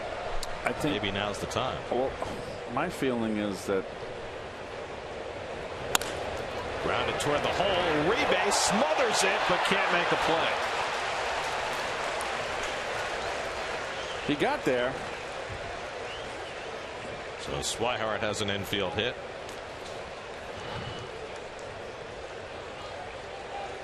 When Uribe first came up, he was a shortstop. He's been mostly a third baseman over the last 4 or 5 years. He's played quite a bit at second over the course of his career, but only his second game at second base in the last 4 seasons. He's already had a huge hit in this game. Now Alejandro De Aza comes up, tying run at the plate in a 4-2 game. It looks like Jackie Bradley Jr. in the on-deck circle to pinch hit. De Aza has walked and grounded out today, 0 for 1. De Aza choking up 2 inches on that bat. You don't see that very often. Wouldn't you if you were facing a guy throwing 98? I choked up off everybody around an inch. You know but I mean, you know, your average hitter. Oh, that makes sense. But we always talk about Barry Bonds always choked up. I always wondered why more people didn't copy that, right, given Bonds' level of success.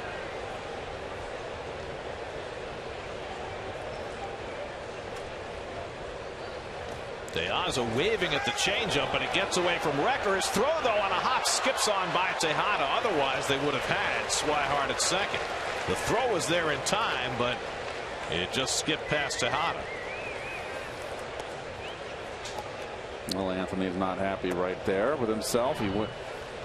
Let's see what happens. Changeup. Yeah, he didn't really get his body in front. He got down on his knees. Didn't get that concave of the chest.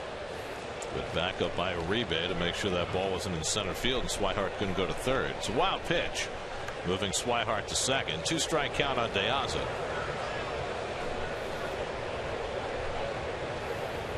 Just staying inside, and that hurts. He got jammed, and he banged it off his leg. I think he got off his inner knee. Let's see. Oh yes, above the knee. That's got some muscle too. That's got some muscle right above the knee. I know exactly where he got it. He's rubbing his calf, but it looked like it got him a lot higher than that spot now. Yeah, but no, what's happening is that pain is reverberating around. Radiating, yeah. That hurts. Watch the right leg above the knee, inside, and nail him.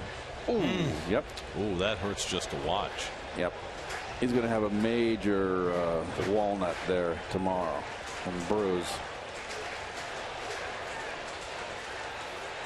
Roy Lavella wasn't sure he wanted to give him his bat back, but De Aza will hang in there. Meanwhile, in Washington, Steven Strasburg out of the game. Doug Fister came on in relief of him in the 5th inning. They're going to the bottom of the 5th. Still Miami 4, Washington 2.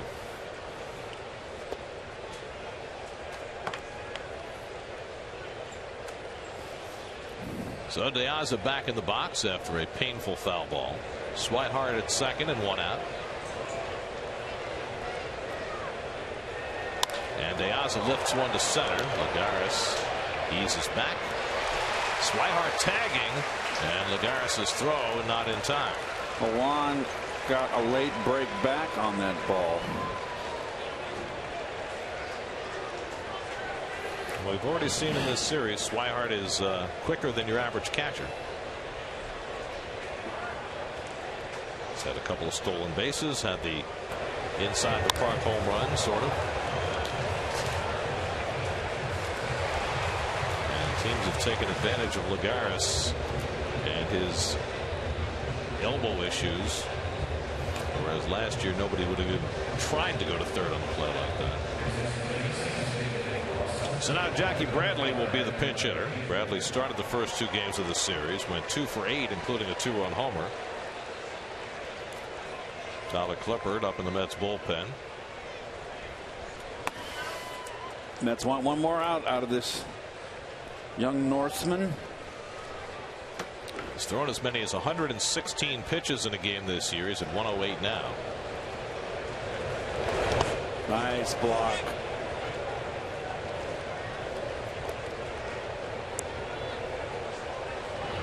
Beautiful. Not an easy one. Well done.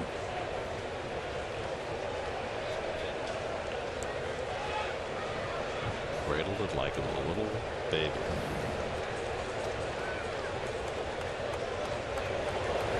Another one. Not as difficult. Change up now. You've missed with your curve. You missed with your change up. You're 2-0. I don't want any part of Mookie Betts, to be honest with you. I don't care if it's right on right. You got a cold hitter coming off the bench. You don't want to put the tying run on base. No. This is Bradley's first pinch hitting appearance of the season. Challenges him, and Bradley hits it down the right field line. Over goes Granderson. He won't get to it. It hops into the stands for a ground rule double. Swihart scores. Bradley pulls him at second. It's now 4-3 New York. So Jackie Bradley with a pinch hit double gets the Red Sox back within a run. Well, 2-0 count. Got the fastball. Got it in to jam him a little bit, just enough. And Curtis, not playing down the line, was positioned more in the gap, couldn't get there. Here comes Terry, and it's the right call. So he's going to bring Clippard in to try and get the final out here in the 7th. Probably ask Clippard to try and get 4 outs. With the tying run at second base, Syndergaard at 111 pitches will have his afternoon come to an end. A sometimes dominant afternoon, but Syndergaard leaves with a skinny lead.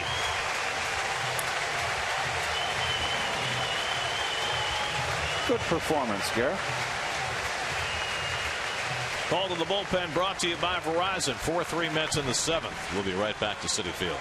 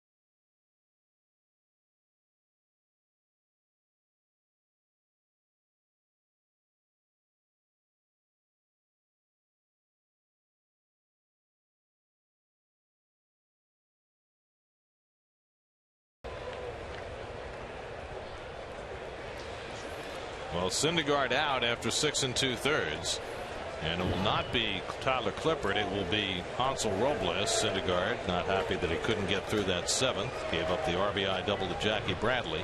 And now Robles, who gave up a home run to Mookie Betts yesterday, brought in to face Betts again. I'm a little surprised by this, especially since Clippard was up, Keith. Well, it's showing confidence in the youngster, that's for sure, Gary. It's 45th game. You see the numbers. I don't mind this move, to be honest with you. I like Robles. Need to get one out here. He beat him on a fastball here. On the ripped a line drive home run into left field. Robles had fallen behind the count, I believe, I remember correctly. Well, he just got to pitch, hit corners. my figuring was this: with the arrival of Addison Reed tomorrow, that Terry could have afforded to push Clippard a little harder today. But apparently that's not the formulation. And he will trust Robles to try and get him through the seventh and save Clippard for the eighth if he can. There goes the runner from second, and Bradley steals third without a throw. And Robles paid him no mind, and Bradley took the free base, and now the tying run at third. Well, I tell you what, Met pitchers, this cannot continue. This is a lot. It's happened a lot. You just cannot. Look at the middle infielders aren't even trying to hold a runner close. I know there's 2 outs. You can't let this happen. Third stolen base of the year for Bradley. 2-2 count to Betts with 2 out.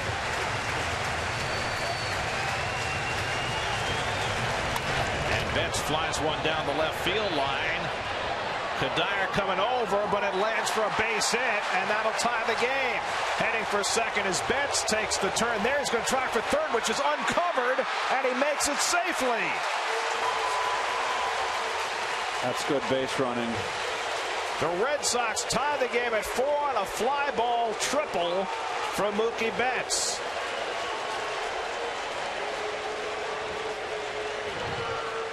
This is a bloop, and where is Kadire out here? Playing way up. At first, he thought it was going to be a foul ball. Kadire must have been way in the gap. Recker is the only guy that could be covering. Recker or the first baseman can be the only guy. Look at the heads up. You saw him peek. You saw no one at third. That's heads up. Well, what you do is you rotate. You have the catcher go to third and the first baseman come home, right? Correct. David Wright has to serve as the cutoff man in that spot. That's why nobody was covering third. So it's a triple for Betts. The game is tied. The go-ahead run at third. And the Mets will make another pitching change. Brought to you by Empire City.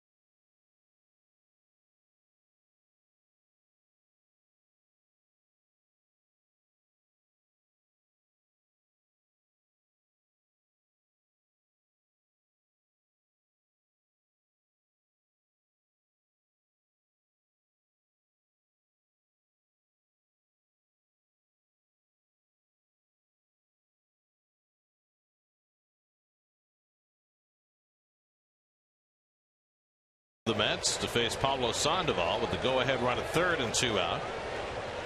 So that closes the book on Syndergaard. The Mets have a big issue here. They need an out. And the Red Sox aren't quitting. A nice performance. What a shame for Noah and Robles. It's a blooper, for crying out loud. Well, a lot of things went wrong on that play as Clippard misses high for ball one. Either way you slice it. Watch top of your screen, Kadire. He thought he didn't break right away. He hesitated. He thought it was foul. Now, whether that made a difference or not, I don't know. And then look at all the standing around on the infield. Nobody covers third. Now, the only Wright's got to go back for the bloop. So does the shortstop. The only thing that I could see is Recker's got to go to third, and Murphy's got to come down from first base because Murphy's got nothing to do. Now, what's the pitcher's responsibility there? Pitcher Robles kind of went to back up second. He doesn't have to because Murph's there to back up second. He's kind of in the middle of nowhere. Again, we talked about the play with Murph yesterday. It's one of those unscripted plays you cannot practice that come about in a game at all. It's great base running by that young man right there. Very heads up. Mookie Betts. That gets credit for his 8th triple of the year. 1-1 to Sandoval. And the changeup foul back. 1-2. Meanwhile, the Nats have tied up their game with the Marlins 4-4 in the bottom of the 5th. So 4-4 is the score of the moment here and there. And they got runners on first and third with nobody out. They're ready to take the. Oh, there's 2 outs. So.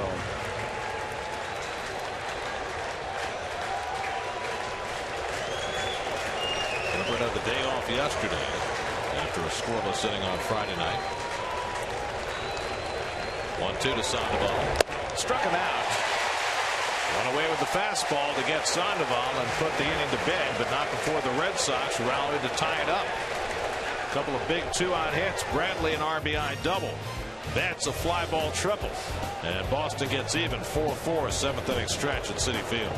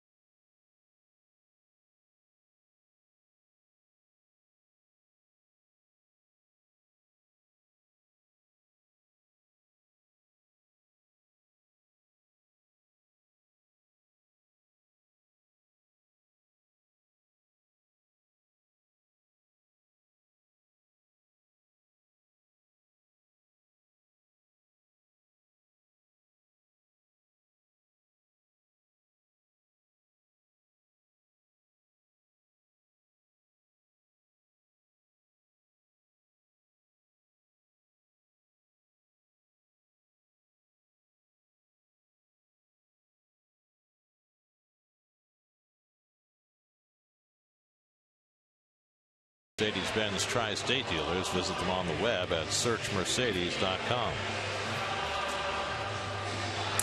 Here's your Mets box score presented by Fidelis Care. Juan Uribe had the big 2-run double that put the Mets in front in the 6th before the Red Sox were able to tie it in the 7th. Get a complete recap of last night's Jets-Giants preseason game with a constant flow of up-to-the-minute news and opinion, plus fan discussions, player profiles, and exclusive video on Jets blog featured on SNY.TV, your online home of all things New York sports. Big win for the Jets in the Snoopy Bowl.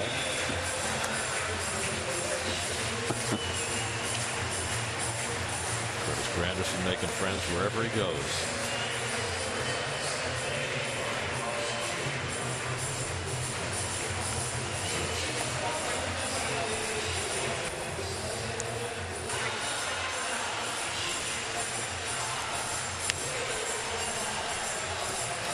Hands up and stretching at Citi Field. Got been an up and down afternoon for the Mets. Sorry, Gary, tight one. Back and forth here. Mets were up 1-0, down 2-1, up 4-2, and very quickly tied up at 4. New York Mets baseball on SNY is brought to you by your local Tri-Honda dealer, proud sponsor of the New York Mets. Robbie Ross, the left-hander, will come in for the Red Sox as we go to the bottom of the 7th. He pitched a third of an inning, came in and got Curtis Granderson out on a line drive to right field in that first game. And you can see his work. Doesn't walk anybody. 214 on the left-handers. And he'll come in to face Granderson again. Curtis 1 for 3, had a check swing infield hit his last time up. This is what you got to be careful about when you play these last place teams. They get up for, they want to play the spoiler role, and this Red Sox team has certainly been up to it. Well, the Red Sox are playing much better over the last month as they've gone to a younger look, and we saw the result of that younger look with Bradley and Betts picking up the big hits for the Red Sox in the top of the inning. 2-2 to Granderson with Wright and Murphy to follow. Wade Miley went 6 innings, allowed 4 runs, 9 hits, a walk, 6 strikeouts, 82 pitches, and no decision for Miley. As for Syndergaard, and now it's in the hands of the bullpens. Ross with the 2-2, and the curveball struck him out. Robbie Ross with the off-speed breaking ball, fans Granderson one away. Big sweeper. Curtis didn't pick it up.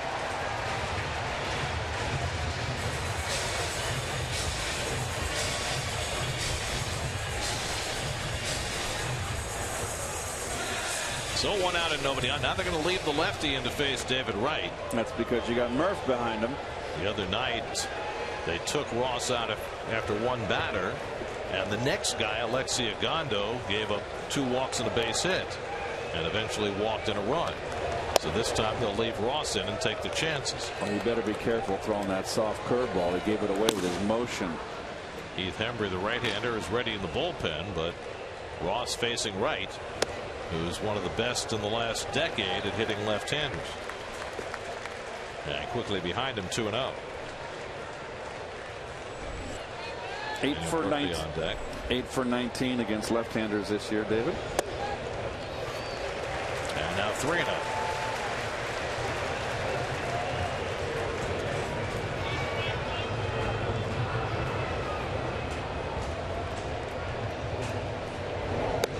And he walked him on 4 pitches. So with that, the Mets have the go-ahead run on base. There's the American League wild card standings. Even the Red Sox are still somewhat alive, although with a whole mess of teams in front of them. No, that would be amazing. It would have to be like one of those 73 Mets things where everything breaks right every day. You said it. It would have to be amazing, and there's only one amazing, and that's the Mets. Slowly hit. Holt goes after the lead man, gets the out there, and that's all. And that's the second out. Murphy's safe at first with 2 away. Just showed the scoreboard. The Nats have taken the lead on Miami. The base hit by a 2-out base hit by Desmond put him ahead. And that inning is now over. They're going to the 6th. 5-4 Washington. So now Torey Lovullo out to the mound, and with Kadire coming up, they'll bring the right-hander into the game. So Ross faces 3 batters. Keith is yawning.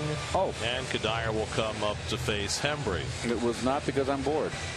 I just took a yawn.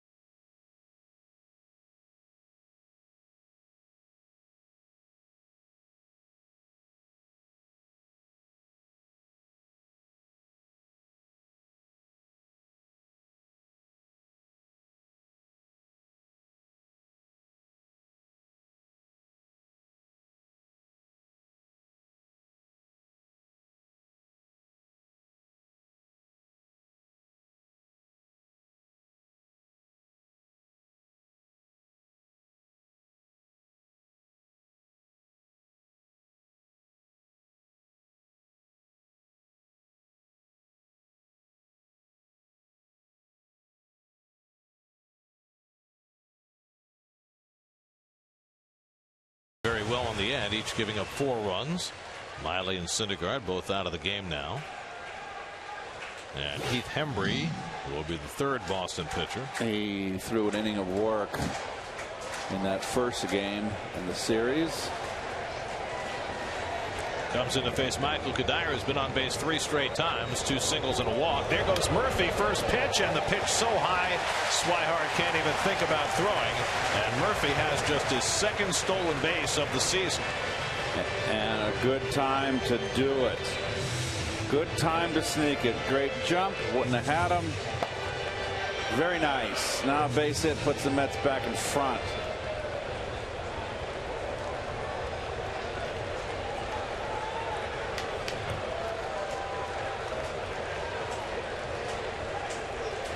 One to Kadire. And Hembree misses with a fastball. 2-0.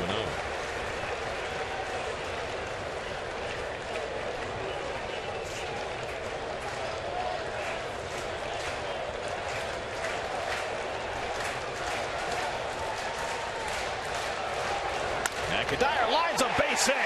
Murphy around 3rd. He'll score the go-ahead run. 5-4 New York.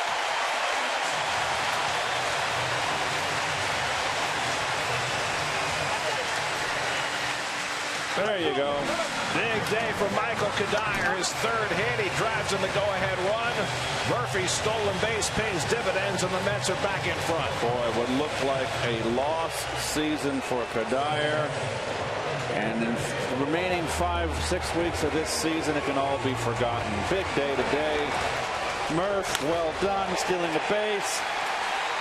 Gets himself in scoring position and leaves it up to Kadire to clutch out.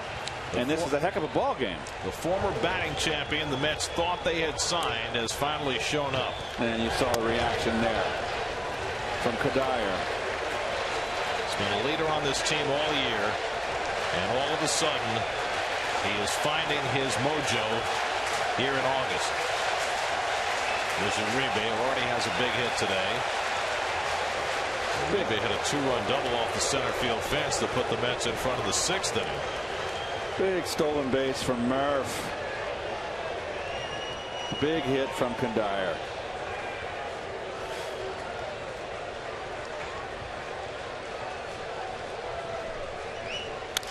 Uribe flies one to right. And Castillo under it to make the grab, but the Mets go back in front. Michael Kadire's 3rd hit of the day. This one produces a run. 5-4 going to the 8th.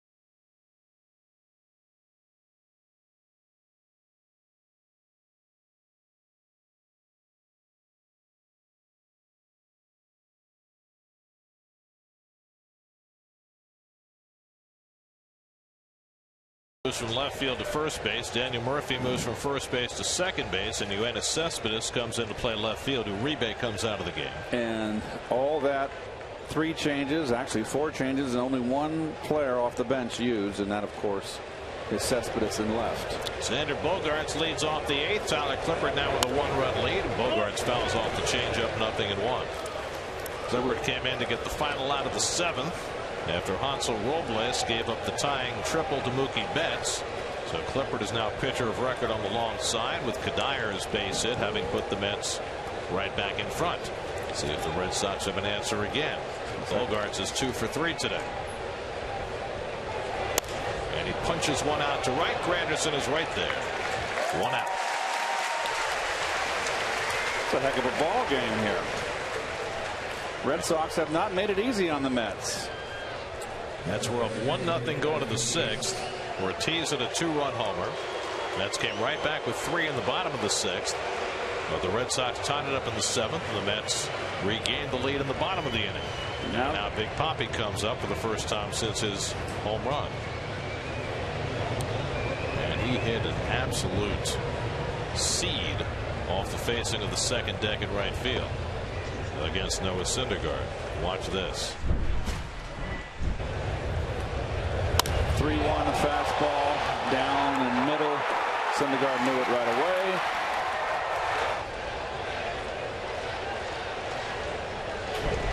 Ortiz is 0 for 2 in his career against Clippard. And Tyler falls behind 2-0.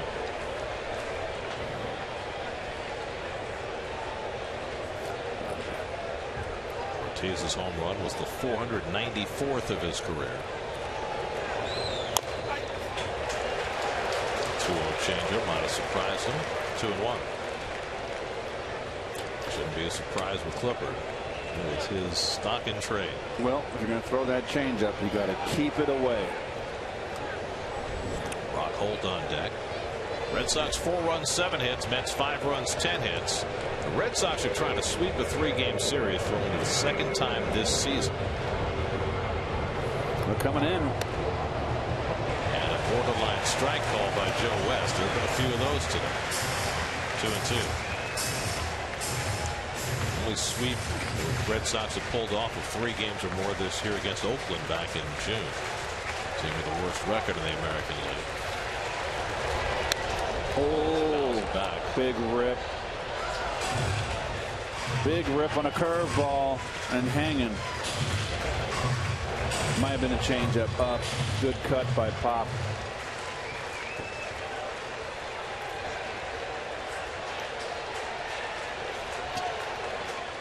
Get it down and away. And he popped it up. Oh, boy. Tejada alone on the left side waiting for it. 2 out. No, Poppy had one to hit it, and he saw his reaction. He threw his bat down in disgust.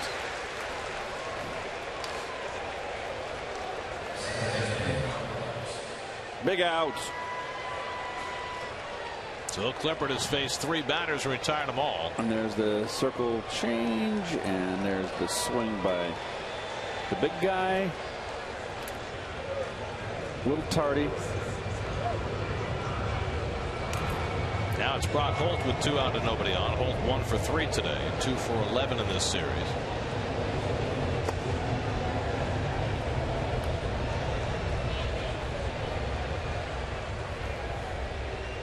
Clint Robinson just hit a 2-run homer for the Nats in the bottom of the 6th. They lead Miami 7-4 now. Well, the Nats have to move on today to St. Louis for 3 games, and then they have 4 with the Braves. Then the Mets come in to play them all in a row. Those for next 2 series. 2-1 to Holt. So the Nationals are going to have their hands full with probably the best team in the National League, playing 3 in St. Louis Monday, Tuesday, Wednesday. And the Mets have the Phillies, where they're 12-1 against it. But this game is of an import right now. Aren't they all? 2-1 to Holt. And And that misses. And now Clippard behind 3-1 and looking at Joe West. Thought he was going to get that call and didn't. It was too low. Rusney Castillo would be next.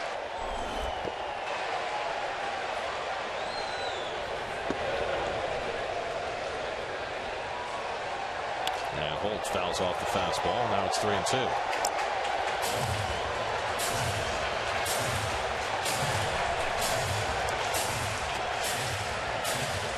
Clippard has been wonderful since the Mets acquired him from Oakland. He's given up his one earned run in a month as a Met. 3-2. Holt lines one to left. Coming on is Cespedes, and he makes the waist-high catch to end the inning. That's brought in Cespedes for defense, and he supplies some. Clippard faces 4, retires 4.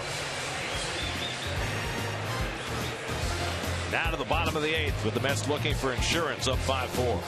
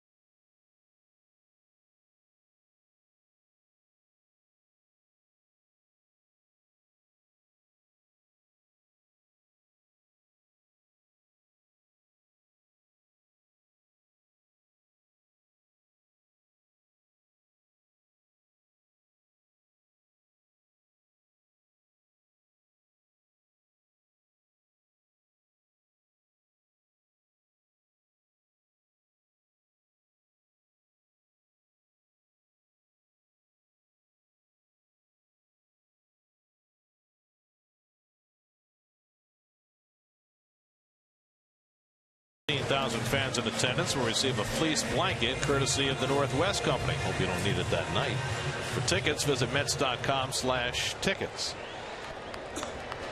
But if it gets late into October and you're still coming to the ballpark, you might need that blanket. It does get chilly quick. Fall comes quickly. Just Met fans hoping that they have that opportunity.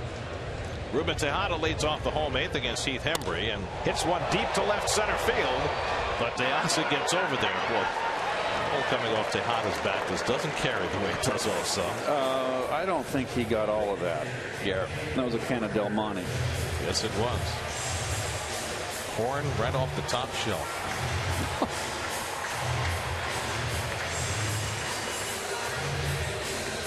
So now Anthony Recker drove in a key run for the Mets in the 6th with a 2-out hit. Jerry's familiar, getting ready for the save opportunity. He's been unscored upon in August. Recker 1 for 3 on the day, and he flies one along the right field side. Ortiz over toward the sidewall. Can't get to it. Ball almost ricocheted off and got him. It did get him. Now the Red Sox starting Ortiz at first base 2 of the 3 games here. We've seen his limitations defensively today. He dropped a throw. This time unable to get to this pop-up. But the numbers will tell you that when the Red Sox play in National League parks and they start Ortiz at first base, they do a whole lot better than when they don't. 47 and 22 when he starts at first, 21 and 28 when he doesn't. So you take the limitations, you take the big bat, and you take your chances. He 9th time this year he started at first base.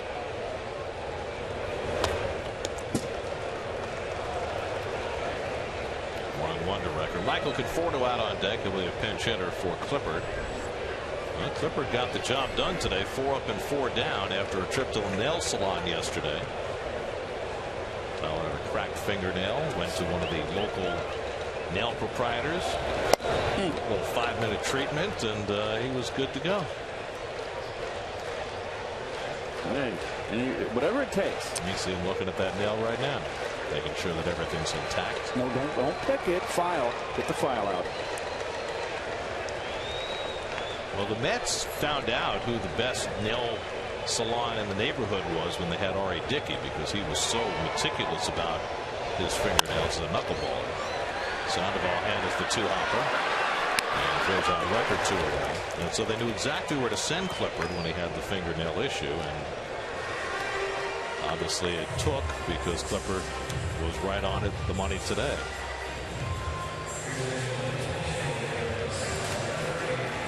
So now Michael Conforto will pitch in. Conforto 0 for 3 in this series. Started in left field last night.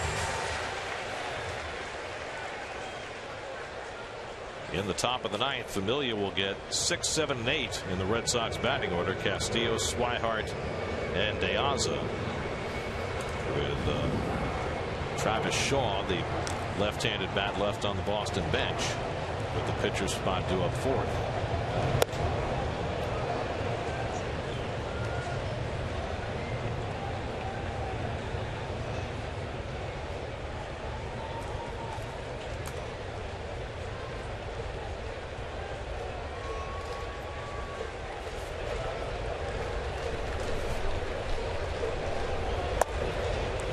Misses to Conforto, a ball and a strike.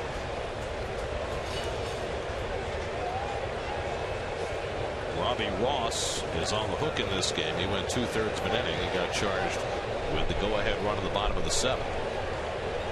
Embry gave up the go-ahead hit, though. And Conforto rolls over 1. That's 1-2. Michael Kadire greeting Embry with his 3rd hit of the game.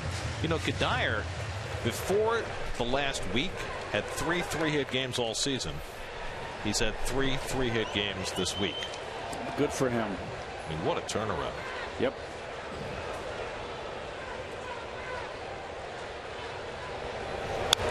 Good cut by Kadire. Jeez, you got me all confused here. Conforto. Your Michael C's. We had the Torai earlier this season. That's right. That was confusing. Now the 2 Michael C's.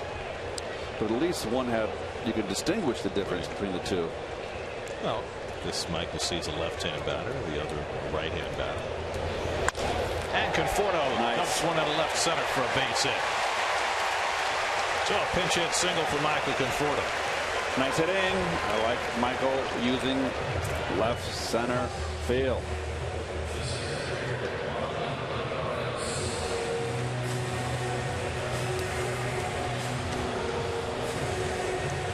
Now 2 for 4 in the big leagues as a pinch hitter.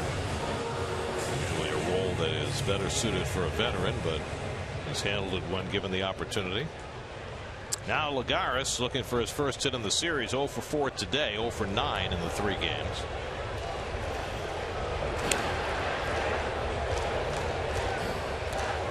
Not very many games left, folks. 32, almost into the 20s. The big countdown.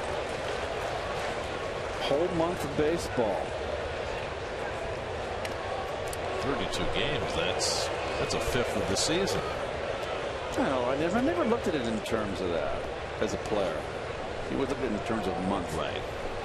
Well, we're almost into September, but the season doesn't end until October 4th this year. Correct. So a full 5 weeks to go after today. Fastball strike to Lagares. Joe West has called a pitcher's. He's been a pitcher's umpire today. Consistent. He's called a good game. You only have to throw one guy out. Well, I don't want to get thrown out. He can't get you up here.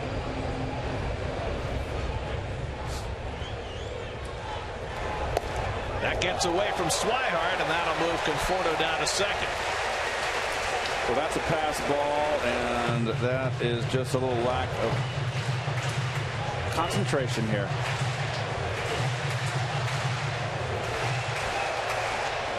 So the insurance run moves to second. It's a big run.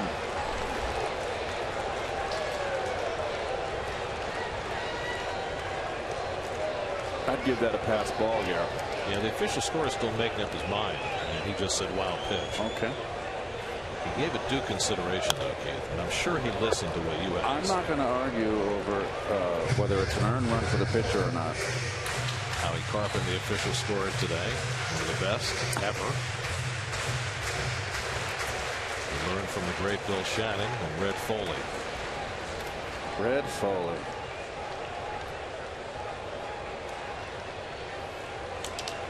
So Tommy Lane up in the Boston bullpen with Granderson on deck. 1-2 to Lagares. He stays alive.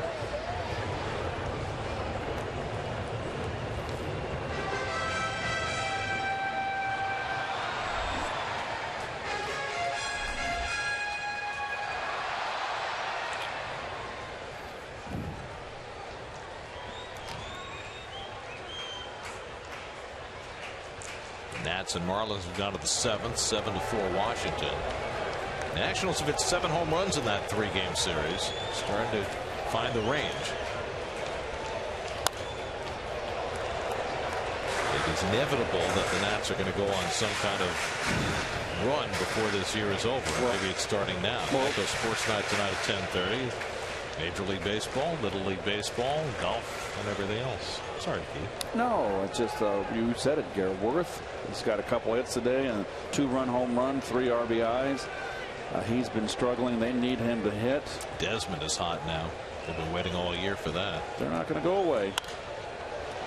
Long turn at bat here for Lagares as he keeps fouling off fastballs. Tomorrow night the Phillies are here after the Mets swept them in Philadelphia.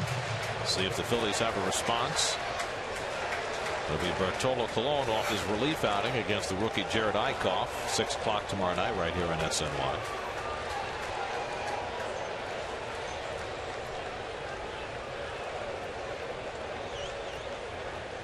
Seventh pitch of the at bat coming from Hembree to Lagares.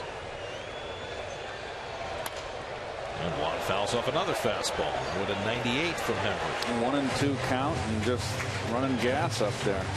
Straight gas.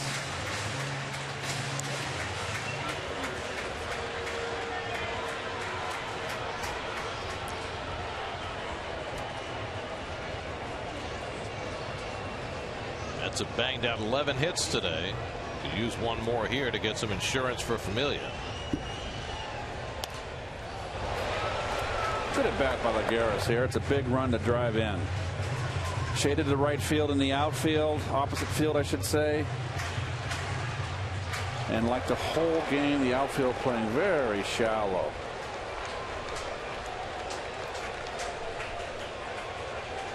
The whole series I should say.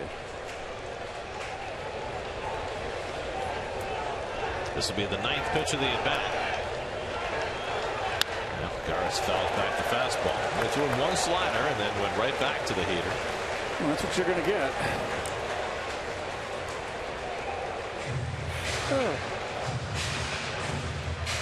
It's nice to see Juan swinging the bat. He went through a long spell here where he was just lost. Much playing time diminished.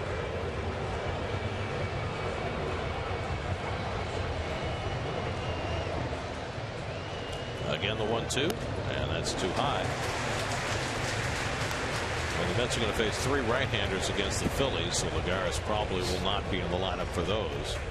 Going to take advantage of his opportunities. He's done that lately, although he's hitless in this series. He certainly has gotten his money's worth this at bat. 11th pitch coming up from Hembree, and Lagares gets it in the air, but shallow to center.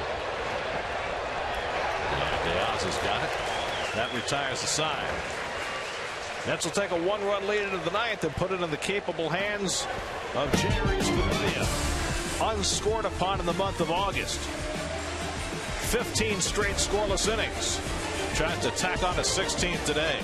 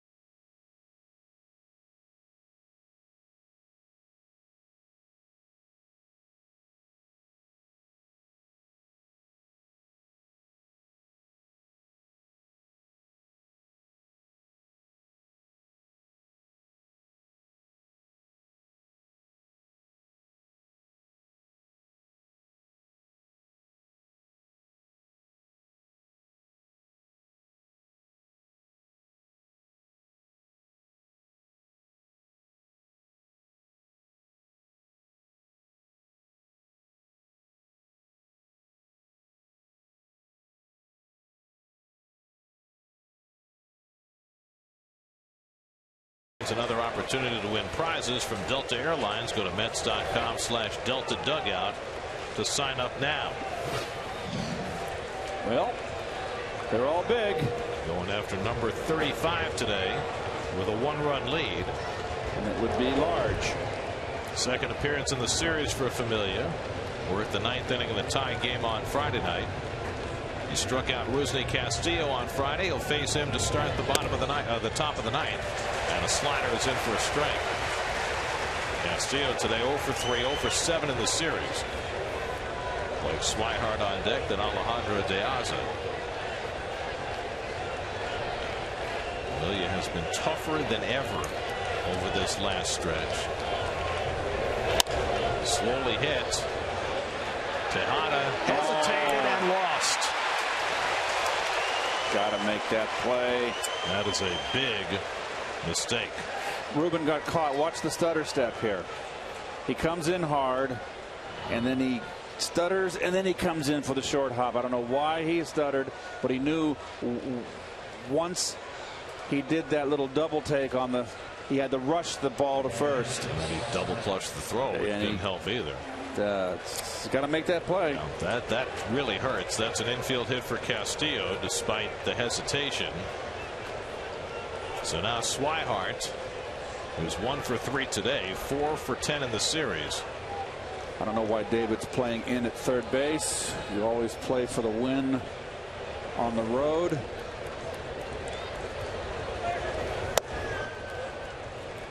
.99-mile-an-hour sinker misses. And David's giving the left field third base line. That is the manager's discretion there. Terry is not one of those guys that likes to guard the line. Kadire will guard the line on the first base side.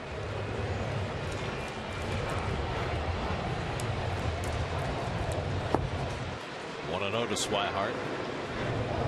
And he lines one the other way for a base hit. So the Red Sox have the first 2 men aboard against Familia in the 9th. I think you bunt now, Gary. You bunt and you go to your bench. And that bench will probably be Travis Shaw to pinch hit the left-hand hitter. Well, first it's De Aza. As you look at Swihart, who's had a really good series at the plate, 5 for 11 now. Got that sinker up.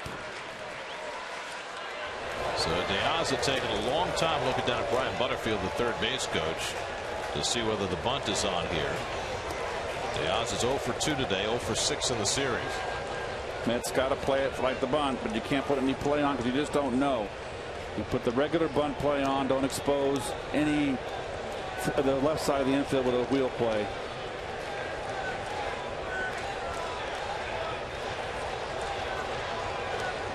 De Aza with a late square, and he takes it low.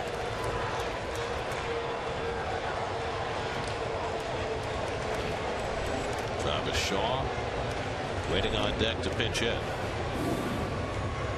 Well, the Red Sox have already come back twice in this game and trying to do it again in the ninth. Castillo at second, Swihart at first, and nobody out. Like to see Kadire in a little more aggressive, come in a little closer, put some pressure on it.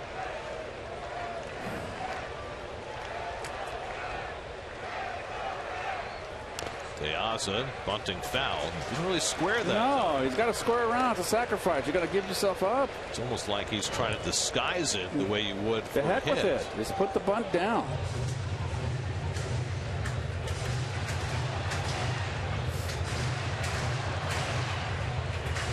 And again, De Aza taking a long look down at his third base coach to see if it's still on. A little dicey for Kadire with the left-hand hitter. Do I come in? He might pull the ball by me.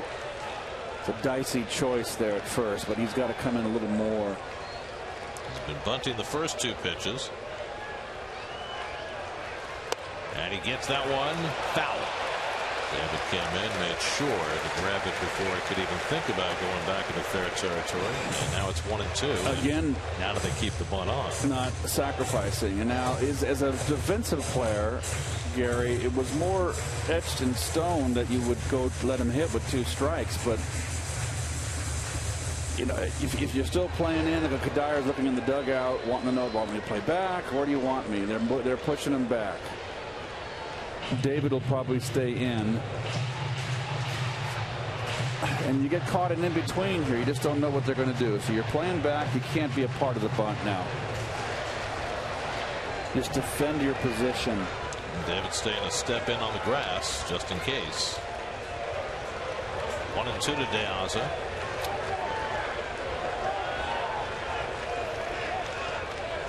And look at second. Castillo wasn't too far off the bag, and nobody was covering. And Ruben has got to hold that runner tight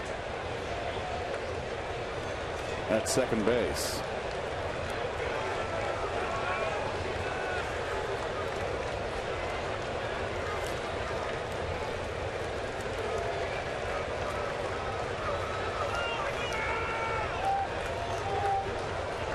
One, two. Oh. A splitter in the dirt. That was clutch out for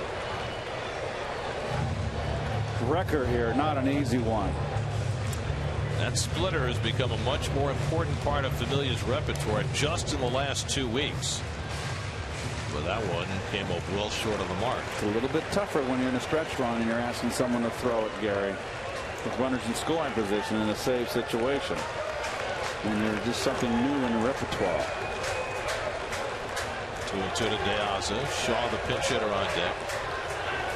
Just run that hard sink up there and try to get 2.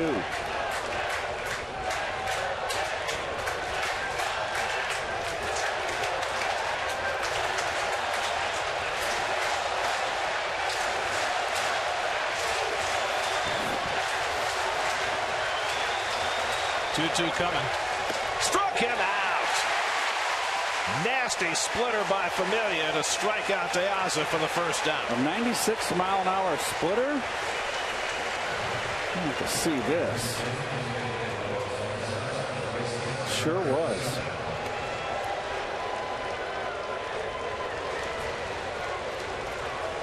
I mean, it was already pretty tough to hit with the sinker and the slider. It's a big strikeout. So 1 out. So look at the grip, and yes, sir, he threw a splittage.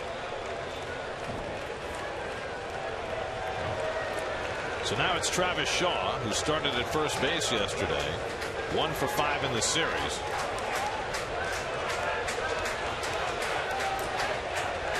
Tying run at second, go ahead run at first, and 1 out.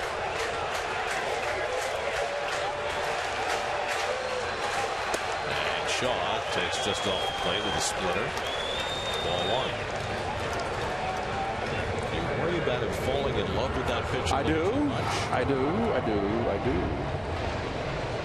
worry about him throwing it, spiking it in wild pitch. Recker's been up to the task so far. Not only with him, but with Clippard as well. Another one. 1-1 to Shaw.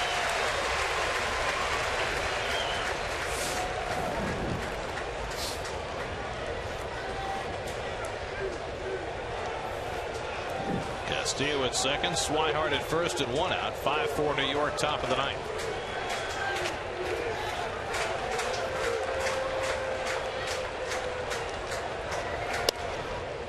Fastball inside, 100 miles an hour, 2-1. Yeah, he jumped up on that one. There's a splitter grip. It's a pitch that Familia threw in the minor leagues when he was a starting pitcher. But it's something that was not really a big part of his repertoire as a reliever until very recently.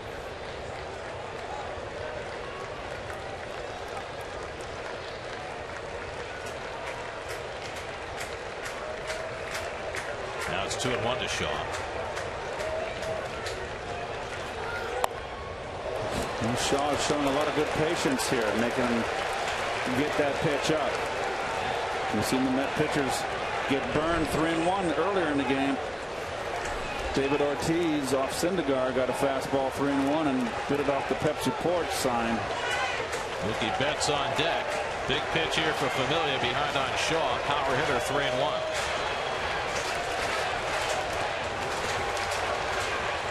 Record setting up outside. And it's on the outside corner. Another splitter. Now, I tell you what, that's a gutty pitch and the heady hitting. It's not one to hit. Good pitch. One to spit on. You throw it 3-1, you can throw it 3-2, Gary. Full count to Shaw.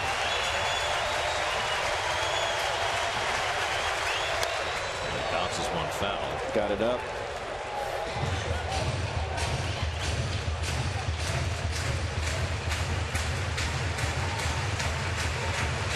Surprised he's throwing this many splitters. I am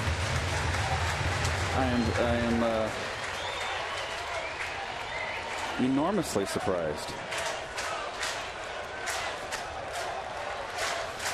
3-2 count. You can't walk anybody here. It's either the fastball or the splitter, and he's seen enough of them, Garrett. Record giving signs to the infield.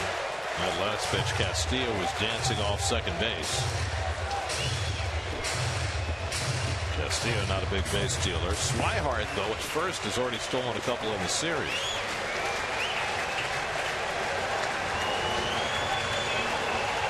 Need the ground ball.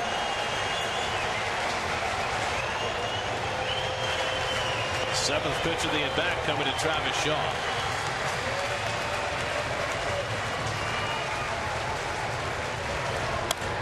Tap toward the hole. Backhanded Tejada. The throw to second out. Throw to first, not in time. Murphy just got to the bag in time to take that throw from Tejada, and they get the second out, erasing Swihart.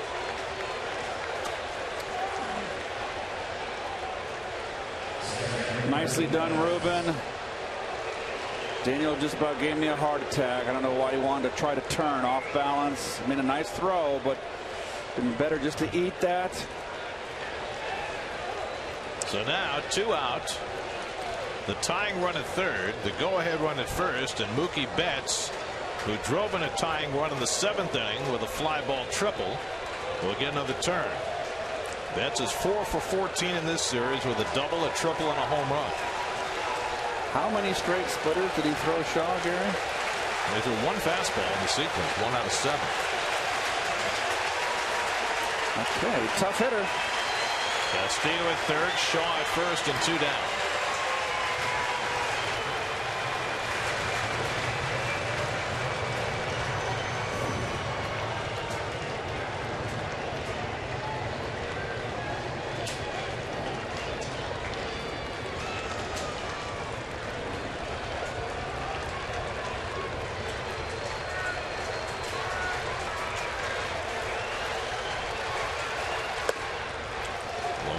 Betts on the fastball.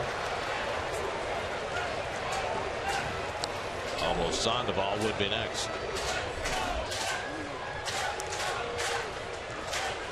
The inning began with Tejada slowly fielding Castillo's ground ball that resulted in an infield hit, and that's made the game that much tougher. Game should be over. 1-0 to Betts. And a fastball strike. 1-1. I think with the right-hander, Gary, he's going to be more apt to throw the slider maybe than the splitter. We'll see. He's thrown maybe one slider this whole round.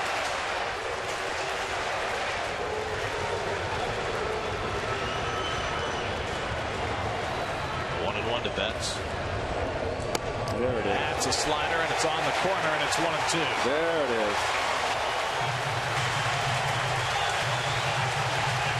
It gets a little dicey when you got a runner on third and you throw that splitter in the dirt. It'd be a wild pitch or a fast ball.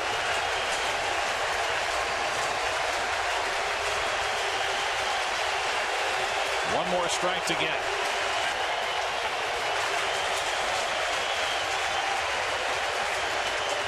Familia, very deliberate, really taking his time here.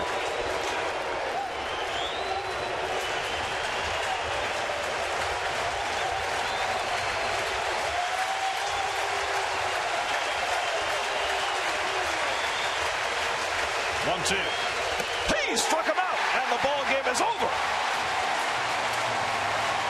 100-mile-an-hour heater to end it. 35 saves for Familia. Michael Kadire the go-ahead hit, and the Mets pull out the finale of the series from the Red Sox 5-4. Whoa, I tell you what, it wasn't easy, this series, and this win wasn't easy. But the Mets avoid the sweep. Will maintain a 5.5 game lead. The Nationals are still playing and ahead. There's the hero right there. Kadire with the game winner. 3 hits. Great to see. Familia 35 saves. It's a big win for the Mets here. They're all important. You don't want to get swept at home. They bounce back. Tyler Clippard did a great job coming on in the 7th. He got 4 outs. Big day for Kadire. His 3rd 3-hit game this week. He drove in the go-ahead run. And Familia, despite some 9th inning trouble, closes it out. He played around with his splitter, eventually blew away Mookie Betts with a 100-mile-an-hour fastball. That'll work. I love pennant fever. Even the mild-mannered Familia exulting in that one. With the tying run 90 feet away, Familia gets the job done, and the Mets have their 72nd win of the season. Clippard with the 4 outs gets the victory. Kadire had the big day, Uribe a 2-run double, and the Mets salvaged the finale of their series with Boston. For every Mets win, the Mets Foundation is proud to contribute $2,500 to the Cats Women's Hospital and the Cats Institute for Women's Health. For more information, visit NorthShoreLIJ.com/KIWH. This win brings the total contribution so far this season to $180,000. New York Mets baseball on SNY is brought to you by Budweiser, still brewed the hard way. This Bud's for you. By Geico, 15 minutes could save you 15% or more on car insurance. Visit geico.com for a free rate quote. By Fidelis Care, quality health coverage, it's their mission. By StubHub, the official fan-to-fan ticket marketplace of the New York Mets. And by Toyota, see where Toyota takes you. Test drive one at your Toyota dealer. Toyota, let's go places. Final score this afternoon, the Mets 5 and the Red Sox 4. Tomorrow night, the Phillies come to town. Bartolo Colon makes the start against Jared Eichhoff. Our coverage begins at 6 o'clock tomorrow night right here on SNY. Now for Keith Hernandez, Steve Gelbs, and our entire SNY crew, I'm Gary Cohen at Citi Field. Time for WB Mason postgame live. Let's join Gary Apple and Jim Duquette in the studio. Guys?